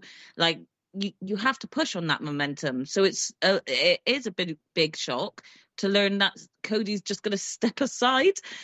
Yeah, I don't know how to feel at this moment. I don't know whether like I'm happy about it, annoyed about it. But one thing I will say is I'm intrigued to see what happens. This is the thing, and as we're speaking about, and Jaxie, I'll get your thoughts on this, because again, it's great with The Rock and everything like this, but again, it's like cut your nose to spite your face, and as Monty said, you got a star there ready to take the mantle, and yet you're going back to an era that, by day, we have to forget about, you know, like we just talked about earlier, with everything that happened in the Attitude Era, it will get cancelled soon, you know, like, and again, I lived through the Attitude Era, the matches were shit, like, anybody that says it was good, a lie. Right. You know what I mean? Anything before 2000 was terrible. I don't care what people say. I lived it. Yeah. But, I mean, what are your thoughts on this? Bringing out The Rock. I really don't have much more to add. I think when watching the moment happen of like sort of The Rock's music dropping and hitting, there was a level of excitement that came from me of like kind of seeing The Rock facing off against Roman. As Gina rightly said, you know, there's excitement behind that match. But then again, when you take a moment to think about it, this would have made so much more sense if The Rock's music hit whilst Jey Uso was separating from the bloodline and actually tying that into it, because he's talking about, you know, being the head of the table. So this really isn't about the title, more so as a status within the bloodline, who we know that The Rock is a part of that family. So it just really doesn't make sense to, again, like you all have smartly said, this whole build-up of finishing Cody's story, and it's not going to be against The Rock, when we all know that he should have won it last year and they didn't go with it. So it just, yeah, it just, there's a level of disappointment that I think is coming from everyone who wanted to actually see this as like the sort of final sort of ending for Cody, and it really did need to be Roman, like that what he was facing. So I don't really know what that means, like sort of going forward. What are they going to put the titles on The Rock? Like so again putting it on a part-timer. I don't know if I see that happening either. We're just going to have to see what else sort of comes from this, but that you can't help but have a certain disappointment for Cody as well, and whether or not he was just asked to sort of step aside for this match to happen. But again, this is just very much like convenient, considering the news of The Rock sort of becoming sort of like a chairman or whatever of the board. So Tanahashi all over again, isn't it? Yeah. It's kind of hard right now to like not feel like there wasn't a strong influence there. I'm not trying to say that I believe all of the stuff that's coming out saying that he threw his weight or whatever, but you can't help but think that, you know, the timing is there. You know, yeah. Is it coincidence or not? Yeah, well, this is a strange thing. And again, we've got a long road to WrestleMania, so we're going to find it all. Yeah, out, things really. can change. Things can change. Yeah, our next stop is Chamber. So again, we'll know if it's Cody versus Roman at that event or if something happens there. But again, personally, I'll be shocked if Roman loses a title I don't think so. Before Mania. And again, I think breaking Hogan's record in September is very fucking likely now as well. So we'll see. And like I said, it's bad for Cody. But again, I'm not going to feel sorry for Cody because probably like, you know, number 1 or 2 merch seller, still, you know, number 1 babyface in the company. It's not like he's going to fall down the card, but it's just literally not finishing his story. Finally, should we do NXT Vengeance Day predictions quickly, everybody? Come on, we're all in the mood, aren't we?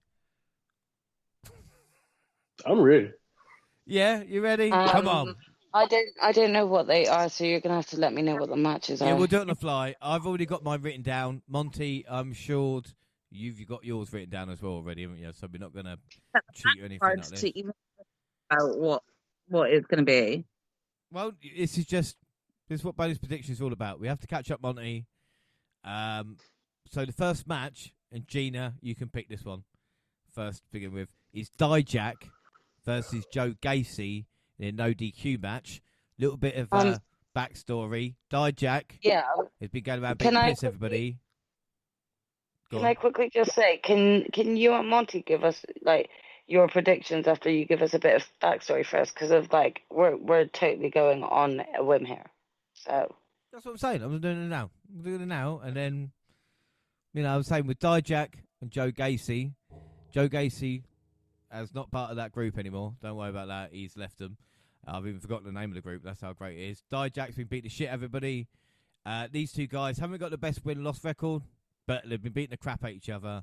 And that's basically it, Monty, really, isn't it? Pretty much. He kicked them onto a trailer, I think. He threw him in the trash. He threw him in the trash last episode. But that's about it. Is this the guy Dijak kicked Gacy off the thing. Is this the guy that like cost Dijak like the other pay-per-view event? Came back and returned. This is different guy. Totally. Yeah, Dijak hates everybody, Native Americans, and it's really that he's moved on to Joe Gacy. Okay, so who's the heel in this though? Dijak, maybe, yeah. Yeah, Dijak's the heel.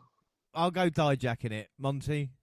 Yeah, me too. Dijak loses all the time, but Gacy's like like you mentioned, the one guy that you could be like, you know what, you should beat Gacy.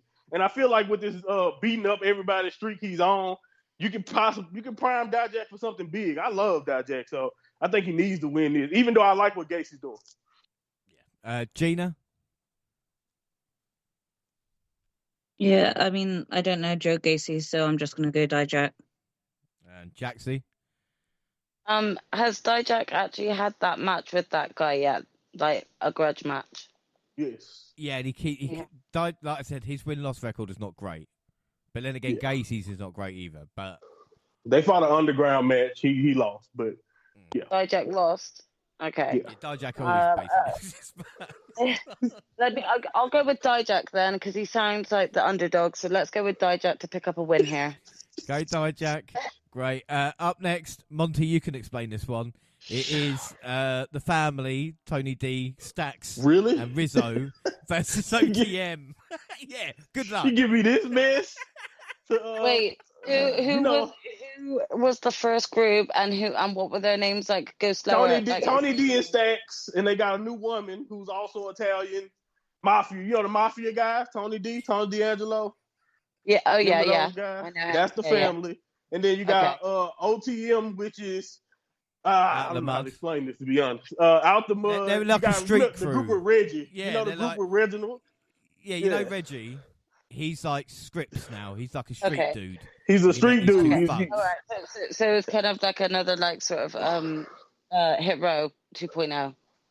They don't rap, but I got you. They full thug. More crime time. Okay. But I got you. Yeah, think crime time with woman and Scripps. Right, with a new woman. Yeah, she debuted too. So you got two women who fighting for the first time in the ring, kind of getting introduced with their respective groups. You got a mafia lady and you got a street girl, basically. That's what Jada Parker is. She's like a street.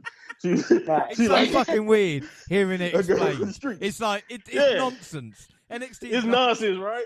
Yeah, it's insane. But yeah, so you kind of got two. Look at it this way: do you want the mafia crime family, the organized crime, or do you want the people who are being depicted as people straight from the streets who get it out the mud? Yeah, exactly. So, black folks versus Italian.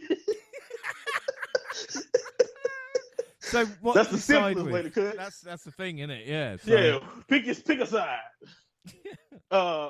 I'm going with the family because they're the tag champs and they better not lose this match. You're going family because it's their first match in a month. They don't ever wrestle. All they do is do vignettes. So they better win the few times we watch them wrestle everybody. So I'm going with the family. Right, Jackson, what about you? Yeah. What are both the teams called again? OTM. The family, and the OTM. The family, OTM. OTM are like the thugs, yeah? Yeah. Yes. Okay, I'll go with them. Gina? That was a tough one to The explain, by the family. way. You're going to go family. Yeah, I'm going to go for OTM in that one as well. Gotcha. Next one. Oh, it's going to be difficult to explain. The Dusty The Rhodes white guy Tag Team chose the Classic brothers. Final. We got the Dusty Rhodes, the final. Yeah, go ahead. That is so important in NXT over the years. This year, two teams have really stood out. Those are the Wolf Dogs in Baron Corbin and Bron Breakker versus Trick Mello, Carmella Hayes and Trick Williams. And as you guys have seen on SmackDown with Carmella Hayes the past couple of weeks, and of course Trick Williams as well, whoop that Trick. But Baron and Bron have been been really, really good teaming recently. Really good thing. Can you guys, Really can you good. quickly, before we discuss the potential predictions, can you guys quickly give me a rundown of what's happened between like Trick and Carmelo throughout NXT lately? Because obviously there was a bit of attitude as well on SmackDown. Right, okay, no, I got this. I got this. Okay, you got it, Right. James. So I just kind of feel like Let me try it. know, like, Let me try it. what's happening. Here we go. So, long and short of it, don't get me wrong. Here we go. Trick Williams got attacked from behind. Wasn't sure who had attacked him. We didn't know if it was Carmella Hayes or not. Hayes said it wasn't him. It was, in fact, the NXT champion, Ilya Dragunov. Dragunov said to Trick, it definitely wasn't me. I would do it to your face, which is pretty true of the Dragon. But again, we have not seen who has done it. Since then, Trick has wanted to go for an NXT title match with Ilya Dragunov, but thanks to Rich Holland and fucking injuring people, Ilya has not been able to make the match. Carmelo has said to Ilya he did it on purpose, so Trick has to pull double duty at Vengeance Day because the Dusty Rhodes Classic was announced, and Mello said to Trick he's going to put him in there because they want to win Tag Team Gold together. But also at the same time, Trick has said he wants to win NXT Championship. Mello has said to Trick he's got his back, but we just don't know if he's telling the truth or not. So it's basically going to come down to today with Vengeance Day. Can Mello and Trick win the Dusty Classic? And then the question is, will Mello, has he got Trick's back? Or will we betray him possibly in the main event? Will Trick win the title that he said he wants to? Or will something get in the way? And that basically sums up not only the final of the Dusty Classic, but the main event, which is Ilya Dragunov and Trick Williams. Versus Trick Williams. Monty, that wasn't bad, was it? Okay. Okay. Pretty good. Thank you, because that was actually really insightful and helpful. But I got a real quick question. The Wolfgang, was it Wolfgang? No, it was the That's Wolf better than Dogs, their real name, which so is just go Baron with it. Corbin and Bron Breakker. I like the Wolf Dogs, Monty. Let's not go there. But The Wolf I tell you Dogs, what, Is this Monty, Braun on YouTube? no, Oh, Bron I and got Baron got Steiner energy. They have got the Steiner tag energy. Yeah. So real quick, like, have those two only been put together as a tag team for this Dusty Rhodes Classic? Yes, but it looks like they might go forward with. But it's not convinced. Yeah, it's not the way it usually it's is. weird. Like, it's mismatched, but they got really good chemistry, and they really seem to be getting along. Like, no beef so far in between them. Okay, well, you can just put my guess as those two. Wait, and then can I just ask one more question? This Dusty Rhodes Classic, what does the winner win? Is it just like NXT the title title match? So there's a chance that my prophecy comes true because I said to Monty, Trick and Mello will win the tag titles, and he says no, they'll split and fight for the title. So it's basically a fight between the two of us as well. Right. Okay, guys, I'm really sorry. I actually do have one more question real quick. Am I wrong or confused with everything that obviously took place on SmackDown? 3 out of the 4 that are involved are actually now signed or signing to the main roster, or is it 2? 2. Just 2. 2. Just Mello and Braun will possibly be on the main roster after this. So one of And each Mello from pretty each much is team. already. Yes. So Mello doing both. Mello does right both. Bron, well, he can come and go as well. Like I said, I think they're both it's a going to bit be like doing Dragon both Lee. for now. They can probably still be on NXT occasionally. yeah. Yeah. Okay. I'm so I'm confused on how that's ended up this way. But let's see where things go. I don't want to be the first one to make a choice. Can one of the experts of NXT make a Gina choice said first? Wolf Dogs. I'm gonna go. If I'm right, Gina, you said Wolf Dogs. I'm gonna go Trick Mello. I know where you going, Jay. Yeah, we know where you Yeah, going. I'm going Trick Mello. Baron, wherever they're called, I'll go with those two. Yeah, you're going Baron and Bron, yeah. So, Monty. Yeah, man, I'm sticking with it, man. It's just as much as my heart tells, I don't like this. I don't want to pick against Trick twice, but I'm picking against him twice. So, yeah, man, I don't think they're gonna win it. I think the tag team tournament's gonna go to the Wolf Dogs. Whoa! Something's gonna happen. Fucking hell! Something's gonna happen. Something's gonna happen, bro. Whoa. And then that's gonna set up the finish of the main event. I don't know now. Oh, you fucking Hey, Jackson, give you me a might be prediction. right. We'll move on. No, I think you are. That's not panicking. Jackson, you give know yours. what? I'll move on. I don't want to do mine. I'm gonna go with Trick and Mello to win. Yeah, I'm gonna go Trick and Mello Nice. as well. Fuck him. Perfect split. Whoop that Trick. Yeah. Yeah. Right, next one then. It's only a short card. Don't worry about this. Monty gets to explain it though. NXT North American Championship. Obafemi versus Dragon Lee. Got you. Obafemi, huge Nigerian beast, like just a monster. Like he's awesome. Like he's been killing everybody. I've seen him. I'm already giving you my thing. I'm going Oba.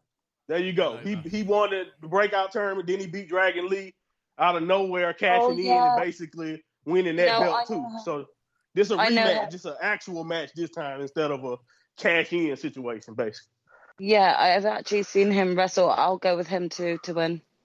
Yeah, this is a clean sweep, James. I'll go Oba as well. Yeah, no, yeah. Yeah. Dragon can go to the main roster. Well, unless he does what he did with us at the last, which is always I think about the last takeover when I got nothing right and Dragon Lee beat Dom. This might happen again, right? But who knows? Anyway, co-main event, NXT Women's Championship match: Lia Valkyria versus Roxanne Perez. Now, of course, Roxanne Perez is the prodigy, winner of the breakout tournament a couple of years ago and former NXT Women's Champion. And me and Monty basically thought would be the face of NXT, but that's kind of fallen to not only Tiffany Stratton, but also Lia Valkyria, who came from NXT UK, who's got a great gimmick at this moment in time. Well, she used to have a great one with a feather, but it's not really about that. I'm losing it. She got Tatum Paxi now as a kind of clone. And has just been really badass in her defences, beating Xia Li, beat Becky Lynch for the championship. And this is basically the biggest women's match we can have now Tiff is gone in an NXT event, which is weird. It's not stand and deliver. So we are getting Lia Valkyria versus Roxanne Perez. And basically, it's a pick 'em. Either of them could win. And I'm not bullshitting there. So, Jackson, which way do you want to go? Go on. I'll let Jackson go first. I'm going to go Lyra. Oh, Gina went in it, did she? Yeah. Good job. And I've actually just jumped right in before me, but yeah, I'm going to go with the Valkyria lady. Lyra as well, yeah. All right, Monty? Yeah, man, I'm with you, James. Great explanation on the thing. It's definitely a pick 'em for me because I'm like, maybe this Tatum thing could get in the way. But I feel like if she does show up, it actually might end up helping Lyra in some type of way. And I think I'm going with Lyra to retain here. And maybe we get a rematch at Stand and Deliver. Well, that's what I'm saying. I don't know what they do at Stand and Deliver. But again, that's the thing. Yeah, it makes you think. Yeah. And another thing as well, that I don't know what they do at Stand and Deliver. Because if they're dragging off in the main event, because he's facing Trick Williams, if he retains, what does he do at Stand and Deliver? Because it looks like we're getting Trick versus Mello. I know I'm getting ahead of myself, but that's the last match. Here, dragging off Trick Williams. Monty, you're saying Trick loses the Dusty Classic, so what does he do in the main event then? Yeah, again, I would love to see Trick get on top, and maybe the plans will change. Maybe that's the way to go. But it's like the same question you got for Trick at Stand and Deliver. If he lose, my question goes to Dragunov. He has no indication. He hasn't made any main roster appearances. So I'm like, what do you do with Dragunov, someone who's carried the brand so far throughout his whole reign? And I feel like Stand and Deliver would be a better stage for Trick to win it. I think shenanigans happen. Mello may get involved, whether it's inadvertently or purposefully. Trick Williams loses here, but he still got enough leeway to convince Dragunov to give him another opportunity, and we probably either get a multi-man match or, but I think actually it feel like it's leading to a multi-man match at Stand and Deliver. But I could be wrong there. But I feel like Trick's moment is gonna happen at Stand and Deliver. That's just my take. I could be completely wrong because Sean has duped me before. He's gonna do it. So you've blocked Dragunov wins. Twice. My yeah, God, I did not want to do that. But isn't it such an NXT moment for Trick to do the double, and then Melo to lay him out after the fact? Then again, they don't get the title match as well. But I mean, to be fair, I just don't know why Melo would turn if they win earlier. That's my whole I know. If he cost him in a match, it would make sense to cost him later. You're right about that. That's my thought process. I will say to Jackson Jr. as well that this match, Ilya Dragunov, former NXT UK champion, who I have followed bad man since the very beginning. No, I kind of know a lot about the backstory. I actually watched his match with Rich Holland and him get injured and stuff like that. Yeah. So I kind of personal connection that I've got with Leah compared to what Monty has with Trick. With Trick, well, again, it's literally us against each other here, and it's head versus heart. And Monty, for the first time, is using his head instead of a heart, and I might get burned. And I'm gonna go heart because I'm picking Ilya Dragunov to win as well. So again, I don't know. I mean, I kind of feel like my mind was made up a little bit earlier when you kind of were giving that very great description of everything with Trick and Melo as well. But I truly believe that Trick will win the NXT title, but not right now. So I'm actually going with Dragunov for the win here. You're gonna go Dragunov, Gina. Yeah, so for me as well, I see like Trick being called up to the main roster more than Dragunov, and so in my eyes, I kind of feel like he can't do that being the champion. So I'm going with Dragunov to win. But it's not because I don't think Trick can be the champion, but I think especially after the reception that he got, I feel like WWE are going to miss out on the chance on just calling him up at that height of that popularity. I just feel like I should go Trick. Like something about his momentum. You remember when he won the North American title? Remember when he won it? You weren't. Nobody thought it was. It's tough. He could win both, and the Melo turn and then just not to happen awesome to the tag match. Do you know what I mean? A tag title match, and then Melo cost him, or I don't know. Like, it's great. I fucking love NXT. And Jackson Gina, I hope you heard from me and Monty for the last 15 minutes just how much fun NXT can be, even with the crazy characters, Definitely. Anyway. I mean, I've been watching, a lot of their premium live events as well, and I know that they actually have a lot of talent on the roster. It's just, again, the only reason why I don't keep up with it weekly is because I don't have enough time to catch up with weekly wrestling with how much I've got on at the moment. If I did have more free time, of course, I would choose to willingly put that on. But I'm just grateful I can still actually keep up to date with the premium live events and have you two also kind of update us on all of the highs and lows that are going on throughout it. Well, because I'm single and have no friends, I'm able to catch up with everything. So you're fine, all right? I've got you. And like we said, Monty and I will review NXT Vengeance Day in 2 weeks, because next week, and talk about having time to watch stuff, is the return of TNA. And with Josh Alexander versus Will Ospreay, with Nick Nemeth, with the Grizzled Young Vets versus ABC. Man, it's a trip down memory lane, but I'm looking forward to it.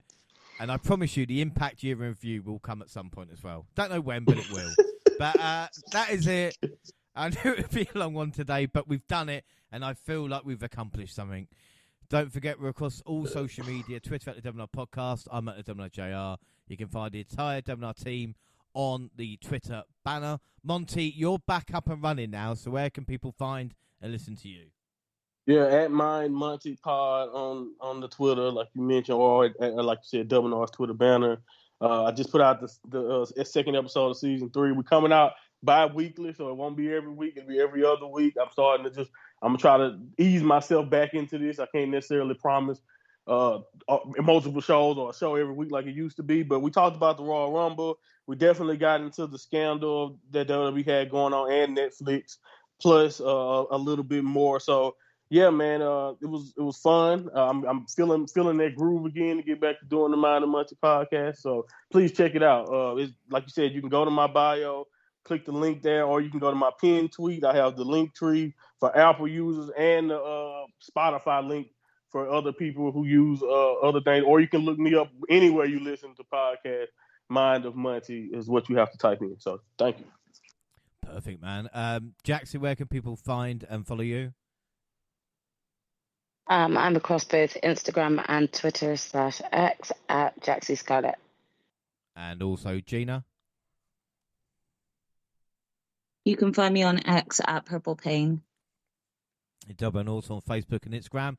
Across all Google platforms, send us an email at WNR podcast@gmail.com. And YouTube and podcast where the latest clips and podcasts go at the same time on YouTube. Do SoundCloud on your phone. Also Spotify and iTunes where you can download, subscribe, rate and review there. So that is it. Our next episode is the return of TNA. Until then, I've been James Rowlands and I was joined by the fantastic Jaxie Scarlett. Jaxie, thank you for joining me and I hope you enjoyed it. It was great. It was fun. Thanks for listening, everyone. And of course, the mind of Monty and the leader at the moment of 2 prediction leagues. But I wouldn't let it go to your head. There's a lot left to fight for. Yeah, man, way too much left to go on this year, man. But yeah, I mean, a good start. I'm about to go to sleep. And of course, the genius of Gina. And Gina, are you going to do what you did last year and just wait till June to smash us again for predictions? Yeah, I'm going to just do a double whammy, smash it throughout the summer. Well, until then. No, wait till December. Yeah, exactly. Yeah. My downfall. Greatest comeback of all time. Well, anyway, that is all of us. Thanks for listening, everybody, and bye.